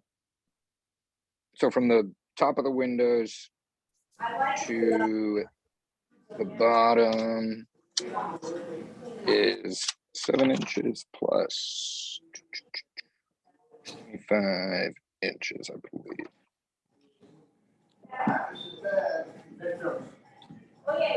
Right, 7 plus 13. But I will go back and double check all of Well, it. take a look, because you're telling me that the top of this, I see almost as much space between the top of the window and the bottom of the sign as the sign height. Right, So I sorry, don't- that isn't the top of the window. All right, well, again, that's why this has been difficult for us to evaluate, because the imagery is not matching what you're telling me reality is. So if you could, we'd appreciate it if you could take a second pass at this and you use our comments and work with Mr. Kapoor on sort of how to recompose the artwork. But absolutely. Okay. So let's go back then and look at the seating area. Since I've got it up, I'll just keep going. So this is the rear area. Got some renderings. They've already got some nicely decorated jersey barriers, and then they're proposing, well, I'll let Mr. Kapoor explain it, I guess. I'll talk for you. Why don't you go ahead, Mr. Kapoor? What do I have to explain? Well, just what's different about this than your temporary one? Oh, last year we put the artificial turf. Is that in this design? That was one of my questions. One of the photos shows artificial turf and one of them doesn't. That one doesn't. So I guess I'll just ask you some questions. It indicates here that you're going to put planters in along the 2 sides. On the side, both sides, so that you can cover on the right side the garbage cans. Yep. So it looked very nice. I mean, What are and are these the planters that you're going to use, or are you doing something more permanent? I'm looking at this image. we are going to use these planters, the one you see on the side. They're artificial, but they are in the stones, because the health department does not allow the dirt because of the mice problem. Wow. Okay. Interesting. I don't know if that's the first time we've heard that, and we've looked at several of these. So everywhere else you have the stones. Okay. The plants are artificial? Yes, but they looked very nice last year. We are going to do a better job this year. Okay. Well, why don't I just run through? So Susan has been talking. Deborah, do you have any? What, oh, wait, I was just looking at this handicap ramp, is that, oh, that's existing. Yeah, that's existing. We are not going to touch that.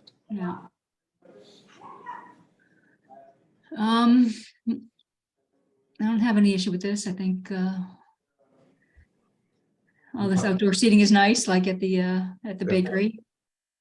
I think the Jersey barriers are a lot of fun. Looks good. And the Jersey Boy, he's cutting. also. You're cutting off a lot, Mr. Kapoor. Sorry. The Jersey barriers are very much similar to the interior of the restaurant also. The Oh. same artist who did the interior walls, they did the Jersey barriers. They are artists. Yeah, no, nice, very nice. Okay, Steve? So if I understood it, the whole thing will have artificial turf. Yes. Okay, those were my concerns. I think it will look pretty nice. And I do like the Jersey barriers, and there's not much more I think you can do with this space. I was thinking, Well, I did have one question, excuse me. Yeah. This is the accessibility ramp on the top right there. Are those trash cans there? No, they're over here. They are on the right side. Right So we here. are going to have a sort of barrier on the right and the left. And there'll be planters on both sides. Last year and a year before we had those.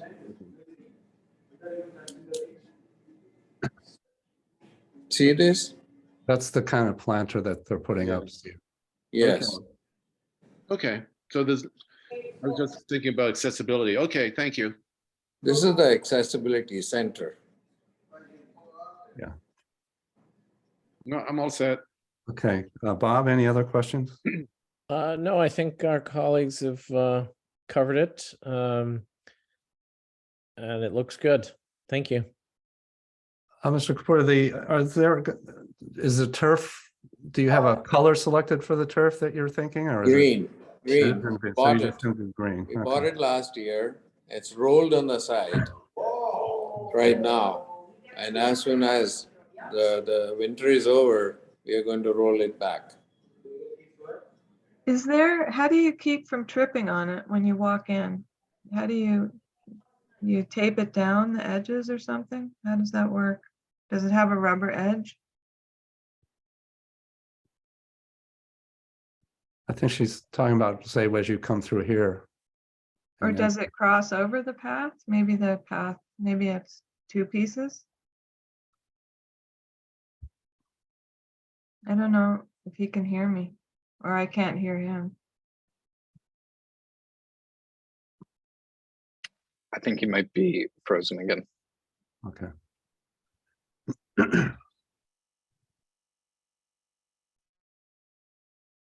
Well, I'll include that in my comments, Susan, to the planning board, and they can get more information on that detail.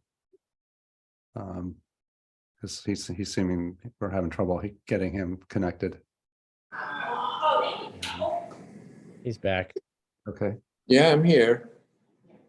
We're just kind of wondering about the edge of the turf. Does it have a rubber edge, or does the walkway, is it two pieces and you walk through it? I'm just concerned about. It has, I think it has the overall, it has one piece, but it is stapled to the ground. Okay. Last year, they stapled to the ground. When we rolled it, those guys, they came back and they unstapled it and they rolled it I see. on the Okay. side. So we'll have to do it every year. Okay. All right. Well, as you heard when we were talking to Mr. Spencer about the French press, I know you're going through the planning board, so we will send them a note saying about with our comments on the review of this. Sure. And then you should when you get a new package together on your signage and lighting, you can submit that again, and we're just going to continue that. But you would be first on the agenda unless we have a public hearing of some sort. Okay. Whenever you're ready. Okay.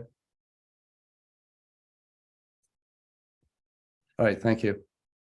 Good luck. Thank you. you. Thank you very much. Thank you. Thanks.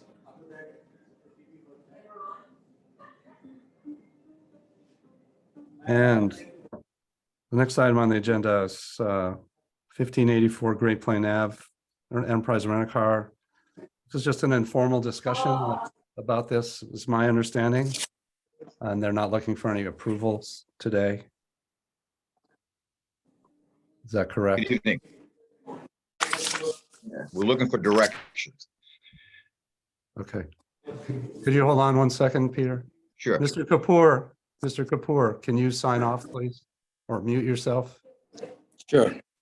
Sure. Thank you.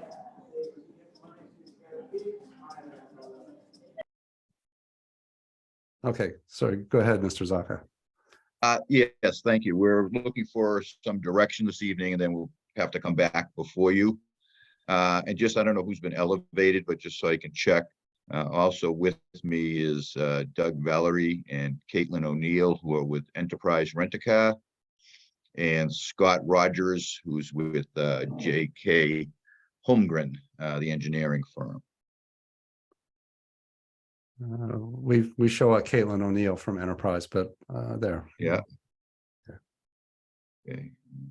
Since Scott's talking, I hope after I'm talking, he gets on. So, Yeah, he's there. okay, great. So I'm just going to very quickly give you an overview, and then Scott and the others are going to walk you through the program.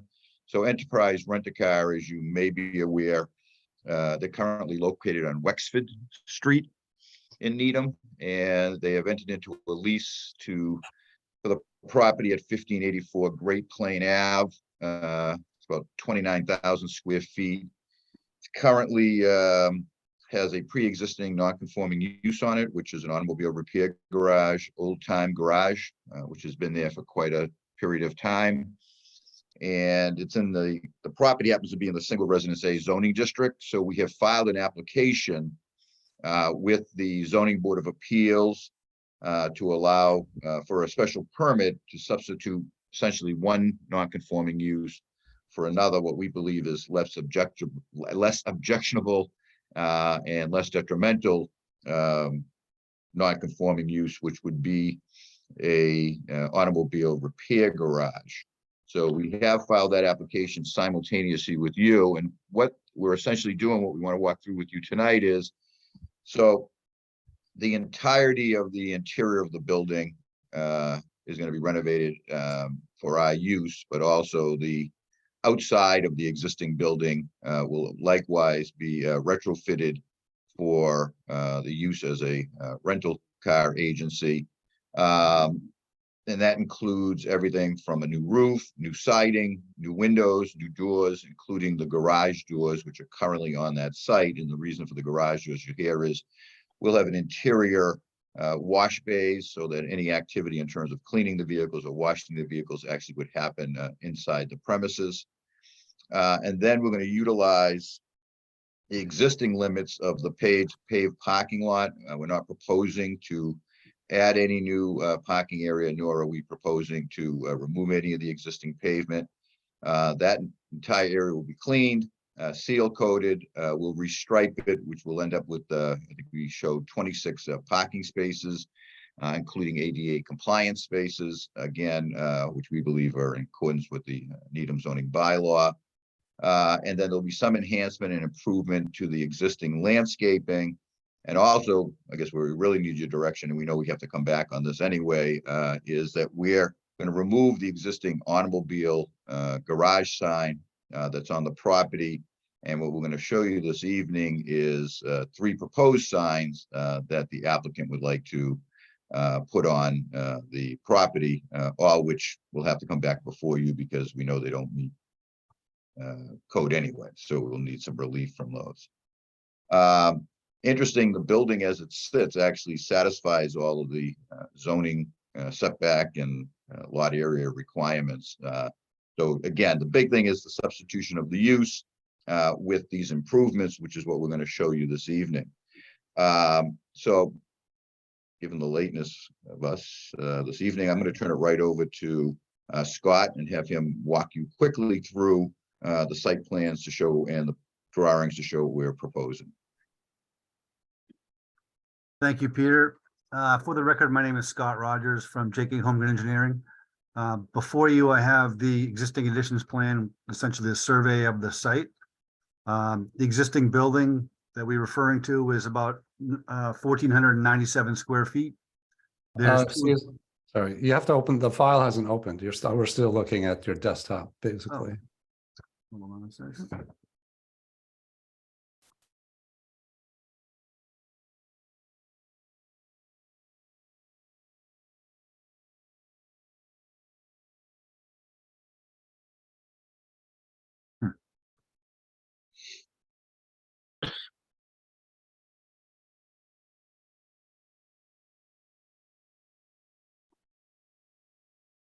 Try that again.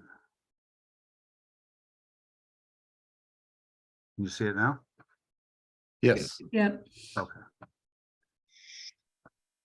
There are two existing curb cuts off of Great Plain Avenue that we're going to leave as is. As far as topography of the site, it's basically around elevation 141 to 142 at the street grade and slopes towards the rear of the back to about elevation 134. There is a bordering vegetated wetland in the rear of the site, and eventually we'll be going to the Conservation Commission to discuss the project with them. As Peter Zaka had mentioned, the existing site has been around for quite a while. It was originally a gas station. That's been changed now to just being an automotive service garage. And obviously this particular use is a change in that use to a car rental facility. Peter had mentioned the building renovations, and Kate will getting into that in a little bit after I speak. There's an existing shed kind of in this area in the back right-hand corner of the property. That's going to be removed. That was used for sales office, I guess you'd call it. So that'll be removed. We are going to be proposing a new trash enclosure on the site. I'm going to flip over to the layout materials plan, which is located in this area right here. We are going to be renovating the parking lot in the form of crack sealing and seal coating and essentially new striping to include the ADA spaces that are required. We are proposing as well 3 new lights, and I don't believe you have a lighting plan, but I can show that to you as well. We have a lighting plan that's prepared. So 2 lights on each side and 1 towards the rear. One of the things that comes up with a lot of towns and cities that we work in with the enterprise rent-a-car business is when they have these, the overhead doors, people get confused about it being a car wash, and really we call it a bucket wash because it's really meant to be, a hand sprayer. It's not a facility where you can go in off the street and get your car washed. It's basically just used to rinse off cars before they're rented to the next customer. So it's otherwise, if we didn't have that facility, they'd be going to other car washes that we don't control. So we like to have the ability to do it on site. We are making improvements to the site and the building, and we are doing some additional landscaping on the property. I'm going to flip over to the landscape development plan. Scott, if I could just interject for 1 second, Sure. just for the record, should be noted that as you're looking at the plan, it's up here, the lot to the left is in common ownership. However, our application and the lease is simply for 1584 Great Plain Ave. I think the site next door, like a lot of the sites, I think has an address of 0 Great Plain Ave. So we're not touching the abutting site, even though it is in the same ownership. So clarify that. Sorry, Scott. That's okay. So the rear of the site is an existing lawn areas that butts up against the buffer zones to the wetland. That lawn area will be kind of cleaned up a little bit. There are a couple containers back there that'll be removed. We'll be adding some new topsoil hydro seed back there to replace those areas that'll be bare earth, if you will. We'll renovate the lawn in the form of aeration and thatching, and we'll be fertilizing with, more natural fertilizers, more organic fertilizers. Then we are proposing to do some buffer zone some screening, if you will, on the western side of the site, which is, there's a neighbor, 1594, an existing house that's being renovated right now. So we are intending, there's an existing spruce tree towards the rear of the parking area. That's going to be retained. Obviously, it's on the abutting property anyways. And there's a couple of deciduous trees towards the front that will be keeping in place. But the rest of that side is basically vines and kind of scrub growth, if you will. So I'll be removing that and replacing it with some spruce trees to help screen the abutting property, as well as a red maple shade tree. And then there is that that sign location as well. So we'll be doing some planting around there. We're also proposing an additional red maple street tree on the opposite side of the site towards Great Plain Avenue. And we're also proposing, there's a small grass strip about 3 feet wide or so between the granite curbing and the sidewalk. We'll be replacing that, basically kind of crabgrass sort of. We'll be replacing that with some daylilies and some annual mix in there. So I think at this point, I would like to turn it over to Kate, who will kind of describe more of the architecture of the building and the signage.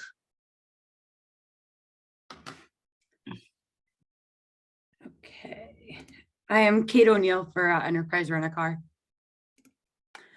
Yeah, so we plan to make a number of improvements and updates to the property, including new vinyl siding and trim with the brick at the bottom. We plan on doing a new roof, new storefront doors, new windows. Really, the property hasn't been touched in some time, so we really just plan on sprucing it up quite a bit. We also plan on applying for a pylon sign. I have that one, Scott, if you need it.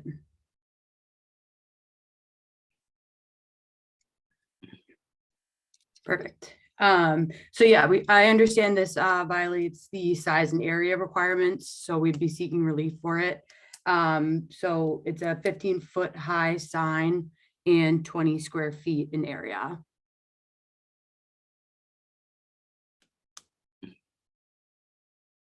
And just our building colors are actually going to be this beige that you see on the rendering. The one on the architectural one that he showed prior, the coloring's off slightly on it. It had more of like an orange tint to it, but it's going to be more of this beige color.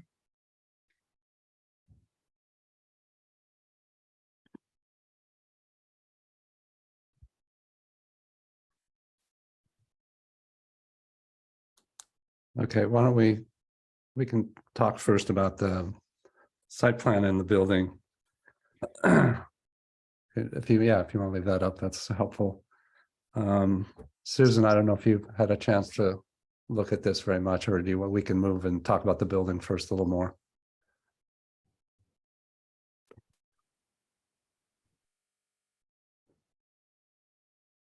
You're still muted, Susan.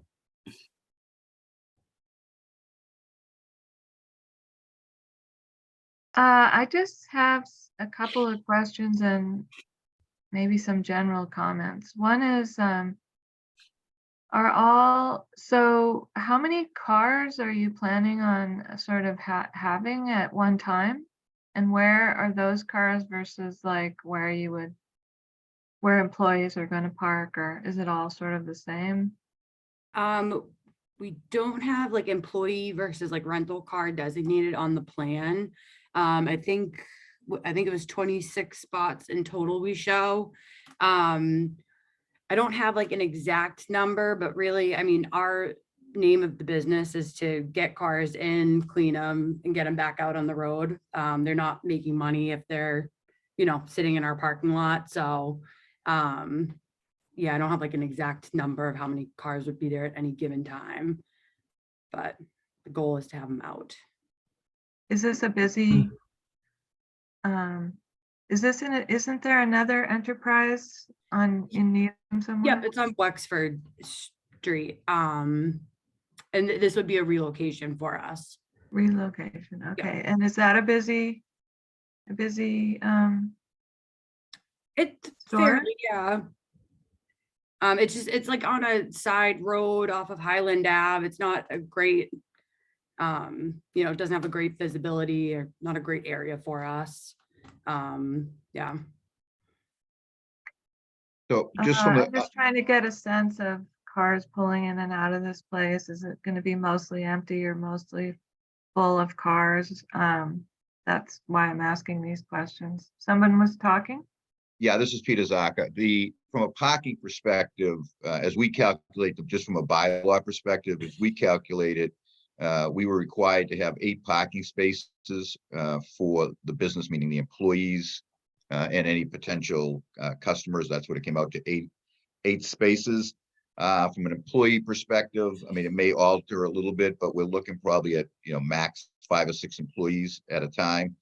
So if I say 6, because I can do that in my head, and we have 26 spaces, that would leave 20 spaces on the site which would be available to park vehicles for rent. And by the nature of the business, people aren't typically coming in their own car when they're renting. They're not leaving one car and taking another. They're usually coming here, being dropped off, and then they would leave in a vehicle. I guess at one point, so we could have up to literally, there would be 20 spaces plus or minus available for those vehicles. From my client's perspective, she hopes they're not there because it means they haven't been renting out the vehicles. So, but it's typically a customer comes, is typically dropped off, goes in, makes the arrangements, goes outside with the employee, check over the vehicle, and then leaves in that vehicle. So it's not, they're typically not considered major traffic generators. Right. Okay, I'm getting a feeling for that. I guess you're gonna go through the Conservation Commission. They're probably going to give you lots of feedback about being by the buffer zone, and I'm guessing that they'll tell you that they're not gonna want grass on that slope. They're gonna probably, if they let you plant something, it's gonna be native ground covers and shrubs. Just a warning on that. And being that you are so close to wetland, I liked it when you said, I think you're planting maples, but you have to be, I mean, outside of the buffer zone, I guess you can do what you want, but it would be nice if you kept everything native. And I haven't studied how close you are, but things come up out of the wetlands and they try and cross streets and stuff like that. So you're probably gonna come up against that with the Conservation Commission. So Susan, those 2 dark dashed lines are the 50 and 100-foot buffer zone lines. Yeah, so they got one running right. through One's the along the fence and one's through the middle of the building and the parking lot. Right. So, The other issue here is that they do have to go to the Zoning Board of Appeals, who will, I think, vet quite thoroughly along with the neighbors, their operations as far as the in and out and things. So I'd like to try and focus on some of your suggestions for the landscaping or the parking layout. I think they have noted that they're not really changing the paving in any way, which is simplifies sort of our review a little bit. And I think their work going forward. right. Well, I'll defer to you guys on the rest. Well, I guess my question is, they've got blue spruce and they're doing some planting along the road. Is that stuff along the road? Are those in pots or is it in the ground? No, those are perennials and annuals that'll be planted in the ground. Okay. I guess I would stay native with as many species as you can. That's my only comment about plants, because I think you're going to get a lot of it from the wetlands. Okay, thanks. Bob? Yes, if we could go back to the sheet that had the building elevations. I mean, I'm familiar with the front of the building driving by it, but not the rear or side. Is it? Yeah, those two drawings, the rear at the lower left and then the left side elevation drawing 5. Is the building on posts? Is there no foundation around it on the back there? That's correct. There's a little side, like an side addition that's on posts. And is that space accessible underneath by humans or animals? It is. Is there any thought to maybe screening it off, or I don't know what the condition of it is right now. Is there gravel under there? Because obviously nothing would grow. It's gravel, like, gravelly, I guess, Yeah, lightly. It's not- yeah, just It's not fresh gravel. yeah, because I should say, you're obviously sprucing up the building as you mentioned, and that just seems like another spot you might want to look at, and maybe that relates to what happens with the landscaping in the back. I don't know. Just an all, and then the rear elevation, it appears that one part of the building's hanging over that slope there. Okay, so that's one comment. And then what's my other one? I had something else. Oh, yes, if we go back to the site plan, and I believe you mentioned this before, but what is the disposition with the lot just to the east? I think it was called 0 Great Plain Ave. So that lot that's to the left of us is owned by the same owner. It's Excuse me, to the left or right on this plan? well, it's on the right on the Great. plan. Thank Yep. you. Yep. Yep. So it is owned by the same owner, different parcel, completely separate parcel. It's not part of our application. And currently it's being used by a tenant that they're trying to figure out what to do with, essentially. Okay. There's there's Enterprise, landscaping equipment parked up in that front portion, Bob, yeah. but the rest of it's pretty heavily treed as it goes down towards the wetlands. Okay.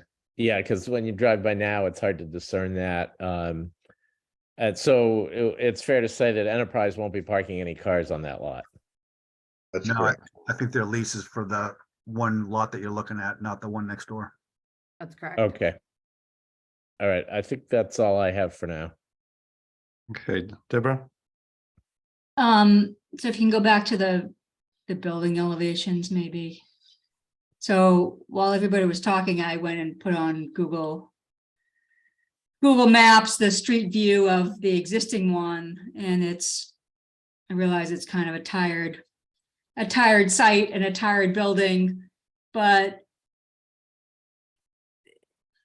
I think it loses something in your changes to the elevation in terms of the old one. I can even share my screen if you want.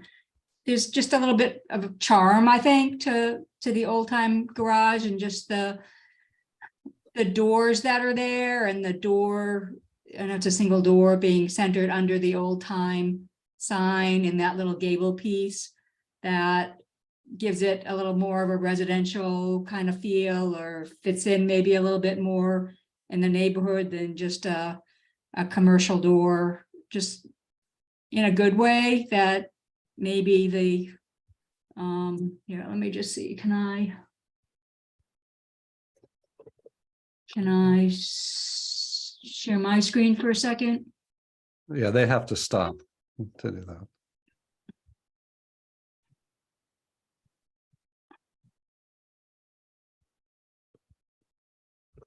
So this, I can even zoom in a little bit on this one.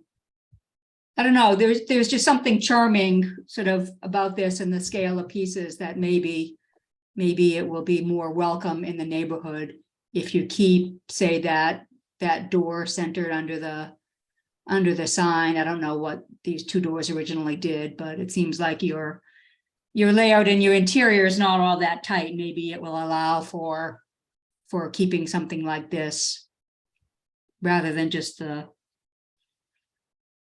glass doors. Yeah, this guy was my mechanic for 20 years. So the door on the left goes into a little office. The door on the right is blocked off by I believe the tire changing machine. I mean, it's not an operable door such as, but yeah, I understand your point of the residential character versus the sort of aluminum storefront piece that. So I'll stop my share.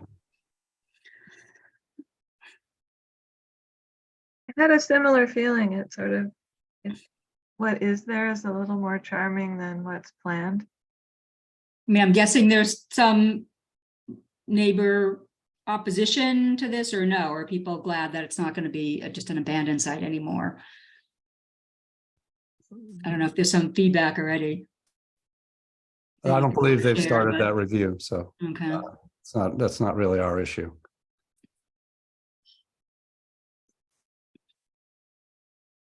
All right, but yeah, so I think in the image that Deborah was showing, that there's a pretty strong organization architecturally under that gable.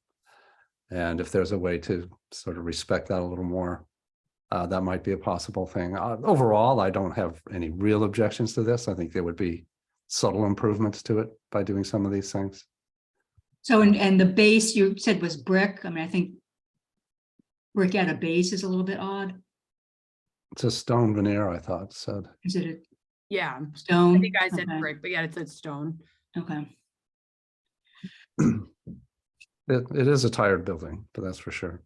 So, okay, why don't I let Steve get in and some comments, and then we'll do a quick discussion of the signage questions. As usual, a lot of my questions have already been answered. One, just for clarification, I didn't catch, is Wexford Street closing or is this an addition? This What- would be a relocation, so that one would close. Okay. My one question is about where all these cars are going to go. I don't know if you want to go back to the drawing where the cars are parked, like in front. Is it going to be loaded up in front so the street view is going to be look like a? I know you're trying to get cars in and out as fast as you can, of course, but it doesn't always work that way. Would the front look like just loaded with cars and block the view of the house or the building? We'd usually keep like a couple of cars up front that like we knew were gonna go out, but then we'd also want to keep a good amount of spots open so customers could easily access getting in and out. We don't want them, parking all the way in the back and having to walk all the way around. Right, for the customers, I understand, but that would not be used then for the storage of the cars while they're waiting, is what you're saying? Like the 20 spaces that you had, I think you said approximately 20 for the rental cars, if I was correct? Those would not be in front, they would be in the side or in back or whatever. So the front wouldn't look like a parking lot, is my. Yeah, no, we definitely like, especially with our larger vehicles, we always try to utilize like the back and like keep those further away. No, and just going way back, the native ground coverings is a very important issue for me also, that wherever possible to approach it that way. Okay. All right, thanks. That's it for now. And question on the lighting. There's basically, I think, a light on the building at night now. So at nighttime, it's not very well. What are you going to need to do on the lighting? You said 3 fixtures, I believe. I saw located 2. I didn't see a third. So the lighting plan that I have up There it now is, okay. shows three light fixtures, if you will, one in the rear and one on each side. Those are poles, correct? Correct. Yep. And what's the one in the front along those front spaces? That front one, it was an error on the lighting manufacturer. We're gonna have some lights on the building, but they're showing as a light pole, which is not accurate. So. And the zoning board of appeals will deal with this with you, but there would be some question about the timing. I saw your hours aren't that extensive, Yeah, they're closed by 6 every evening. So. but if you do have a half dozen cars there, you may have security that you want to deal with. So, but I'll let them deal with that. I just did want to get an understanding of where these parts were. Can you want to talk about this signage thing for a minute? Yeah, so, and I know Kate will probably do this, but let me just, so what we're showing on the drawings we submitted to you are actually 3 three different signs. So what you're looking at now is, and this would be to the, I guess, to the left of the property, as you're looking at it from the street, is a proposed illuminated pylon sign, as indicated, was 15 feet high. And it's essentially 2 feet by 10 feet, which is 20 square feet. And that is clearly the preferred sign. But if you go back to the building elevation plan, just so we can get everything on the table at once.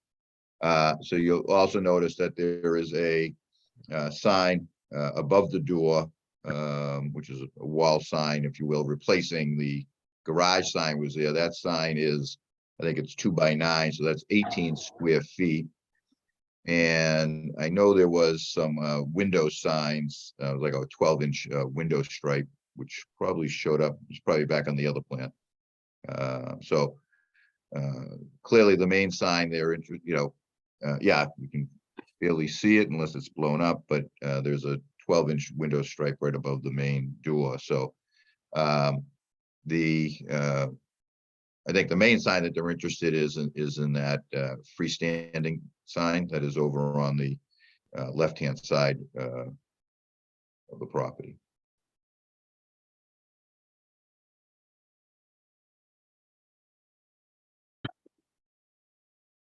As I said, I've been there for a long time. You are in a single residence zone here, and there is absolutely no other commercial competition whatsoever. Right. So, my suggestion would be to do the minimum level of signage that you need to do to accomplish, people being able to find you. Again, you look at this view of this photo alone. If you're driving down Great Plain, the building is quite obvious. It's different from all the residences nearby. I don't think you need. I would be hesitant to approve the pole-mounted sign in this kind of location, because again, mostly because you're the only commercial entity along this whole stretch for miles, except for Olin College. My preference would be an externally illuminated sign mounted in that gable, like your other option showed. I think that would be sort of, but I'd be curious what the other board members think. They may be more comfortable with this one, with this proposal. The other issue is that if you don't stay to the 12 square foot limit, it will require a special permit, which will be a public hearing. Yeah. And we will hear from everybody nearby. So it's however much effort you want to make to do this is up to you. But do the other board members have any thoughts on the signage?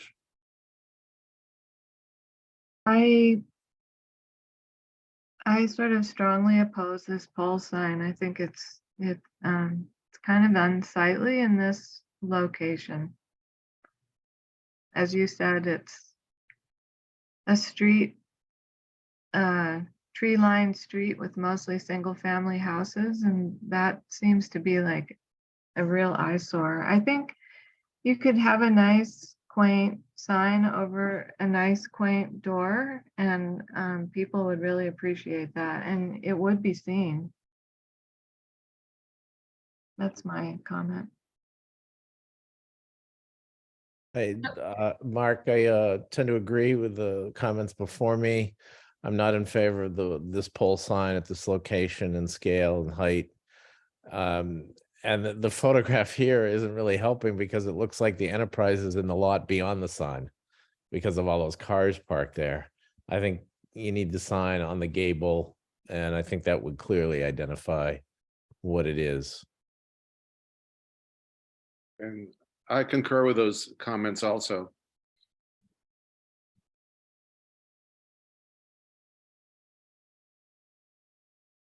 Yep. I agree. I think the sign wants to be on the building.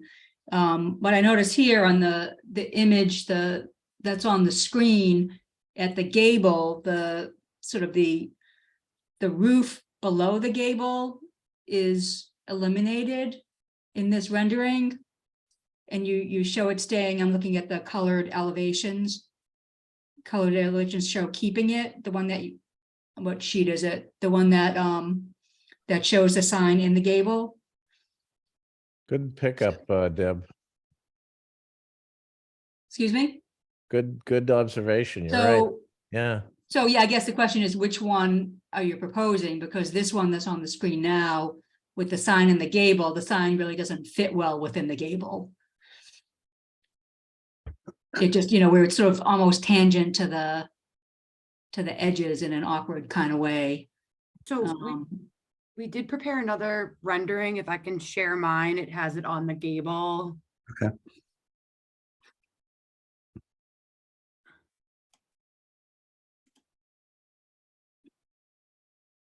Can you see that? Oh, hold on.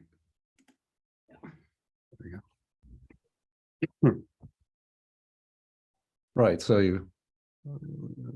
you're eliminating the fake roof eave that runs through there to create more space. I think that's probably a better approach. Okay.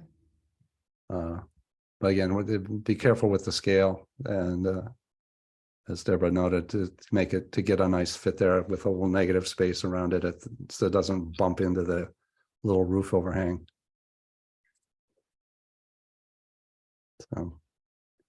So that's then ostensibly a new gable, if that's, which is fine, but it's, No, not, because if you look at the old one, it has a different proportion. If it appears the facade around the wall around the doors is now flush with the wall inside the gable, which isn't in the existing one.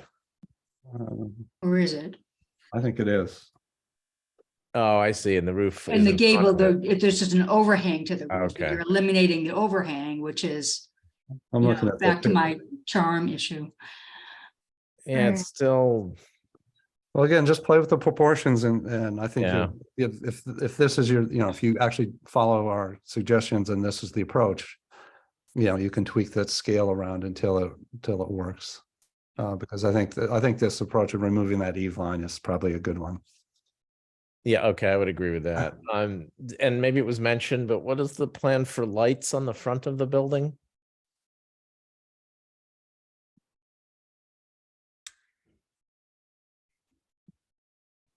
I count 1, 2, 3, 4, 5 on the existing building.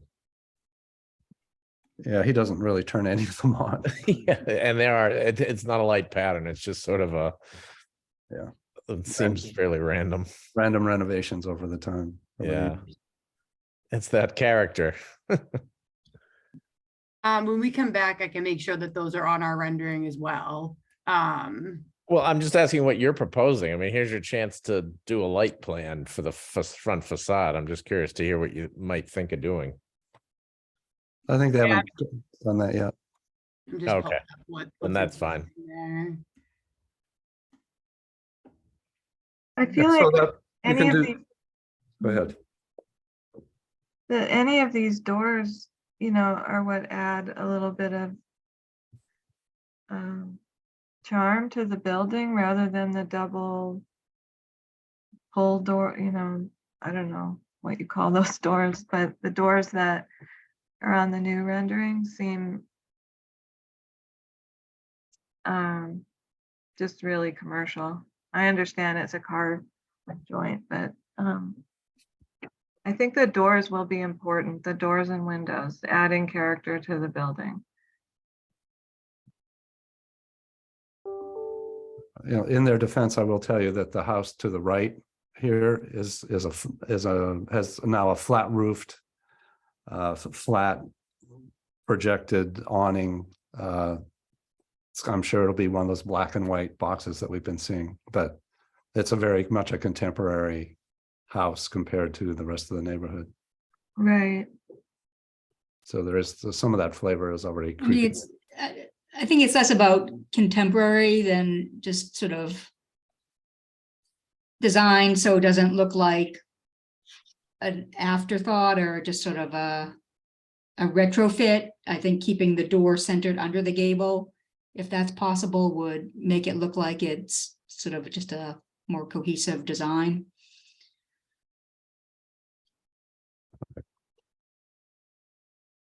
Well, I think we've given you some feedback, I hope, to as you go forward. I'll have to confer, our relationship with the zoning board of appeals is a little less regulated, I guess. They usually ask us for an opinion, but so I will contact their staff person, and when you guys are closer to submitting to them, we'll figure out what the review is. We certainly have to review the building facade changes, whether they want our input on the site plan and some of the other aspects is going to be up to them. Just for the record, we did submit simultaneously to the zoning board. I'm looking, I actually. Go. So we're actually before the ZBA on March 16th. Okay. All right. Well, Elisa has your contact information, Sure. right, Peter? So she and I will talk and coordinate with the ZBA. If I don't really, I didn't really approach this as something that I was going to write a memo based on. We kind of wanted to just give you a walkthrough. So you may, if you want to make any adjustments to it and come back and do a formal review, we can, that's would be the next step.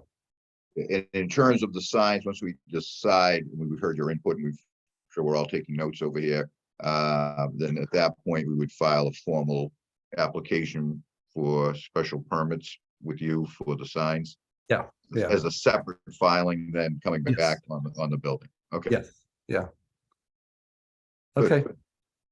Well, we appreciate you waiting. It got to be a long agenda. So thanks for your patience.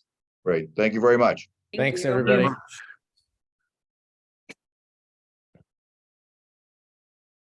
All right, next item is the minutes of September 12th. And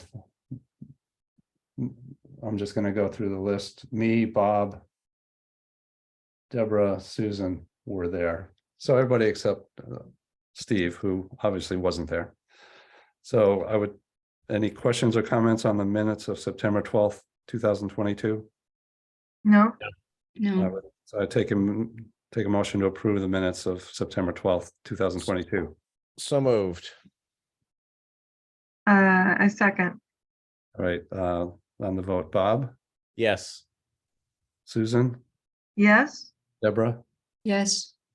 and the chair approves. Tom, did you need something else? I know it's late. I was just going to ask if I could make one comment that I appreciate all of your guys' feedback, because I had wanted to include all of that, or that was all of my advice. And he came back 2 days. He had the estimate for 6 months and came back 2 days before it was supposed to be submitted and kept making changes. But I agreed with everything you guys said. So we will take that into account and come back. Well, you should have just interrupted us, but we appreciate that. Okay. Yeah, no worries. Thank you very much. I enjoy staying on and listening. Okay. Learning more. Thank Okay. you, everybody. All right. You. All right. And next we have the motion minutes of October 3rd. And that's Bob and Susan. Oh, yeah, you missed a good one that night, Mark. Yeah. That was my birthday. I had to do some fun. That's right. So I would take a motion to approve the minutes of October 3rd, 2022. I will make that motion. I second. If you come to the vote, Bob Dermody, I'm going to vote yes. Susan. Yes, Okay, and so the minutes are approved. Next are minutes of December 5th, 2022. And that would be me, Bob, Deborah were the attendees. All right, so I would take a motion to approve the minutes of December 5th, 2022. I move that. And Deborah, you have to second for me. Second, All right, and we come to the vote. Bob Dermody, Yes. Deborah Robinson, yes. and the chair approves. And we come finally to minutes of January 30th. And that is, oh, that was the fun one. That's me, Steve, and Susan. So I would take a motion to approve the minutes of January 30th, 2023. So, Steve, can you make that I'll one? move the motion. I second, All right, we come to the vote. Steve, Approve. Susan, approved. and the chair approves. Okay, and now we come with, I would take a motion to adjourn, I will make that motion. I second, and we come to the vote. Bob, Yes. Steve, Yes, approve. Susan, approve. Deborah, Approve. and the chair approves. So we are adjourned. We can kill the recording if we want. Yeah, and then I have a question for Lisa, just to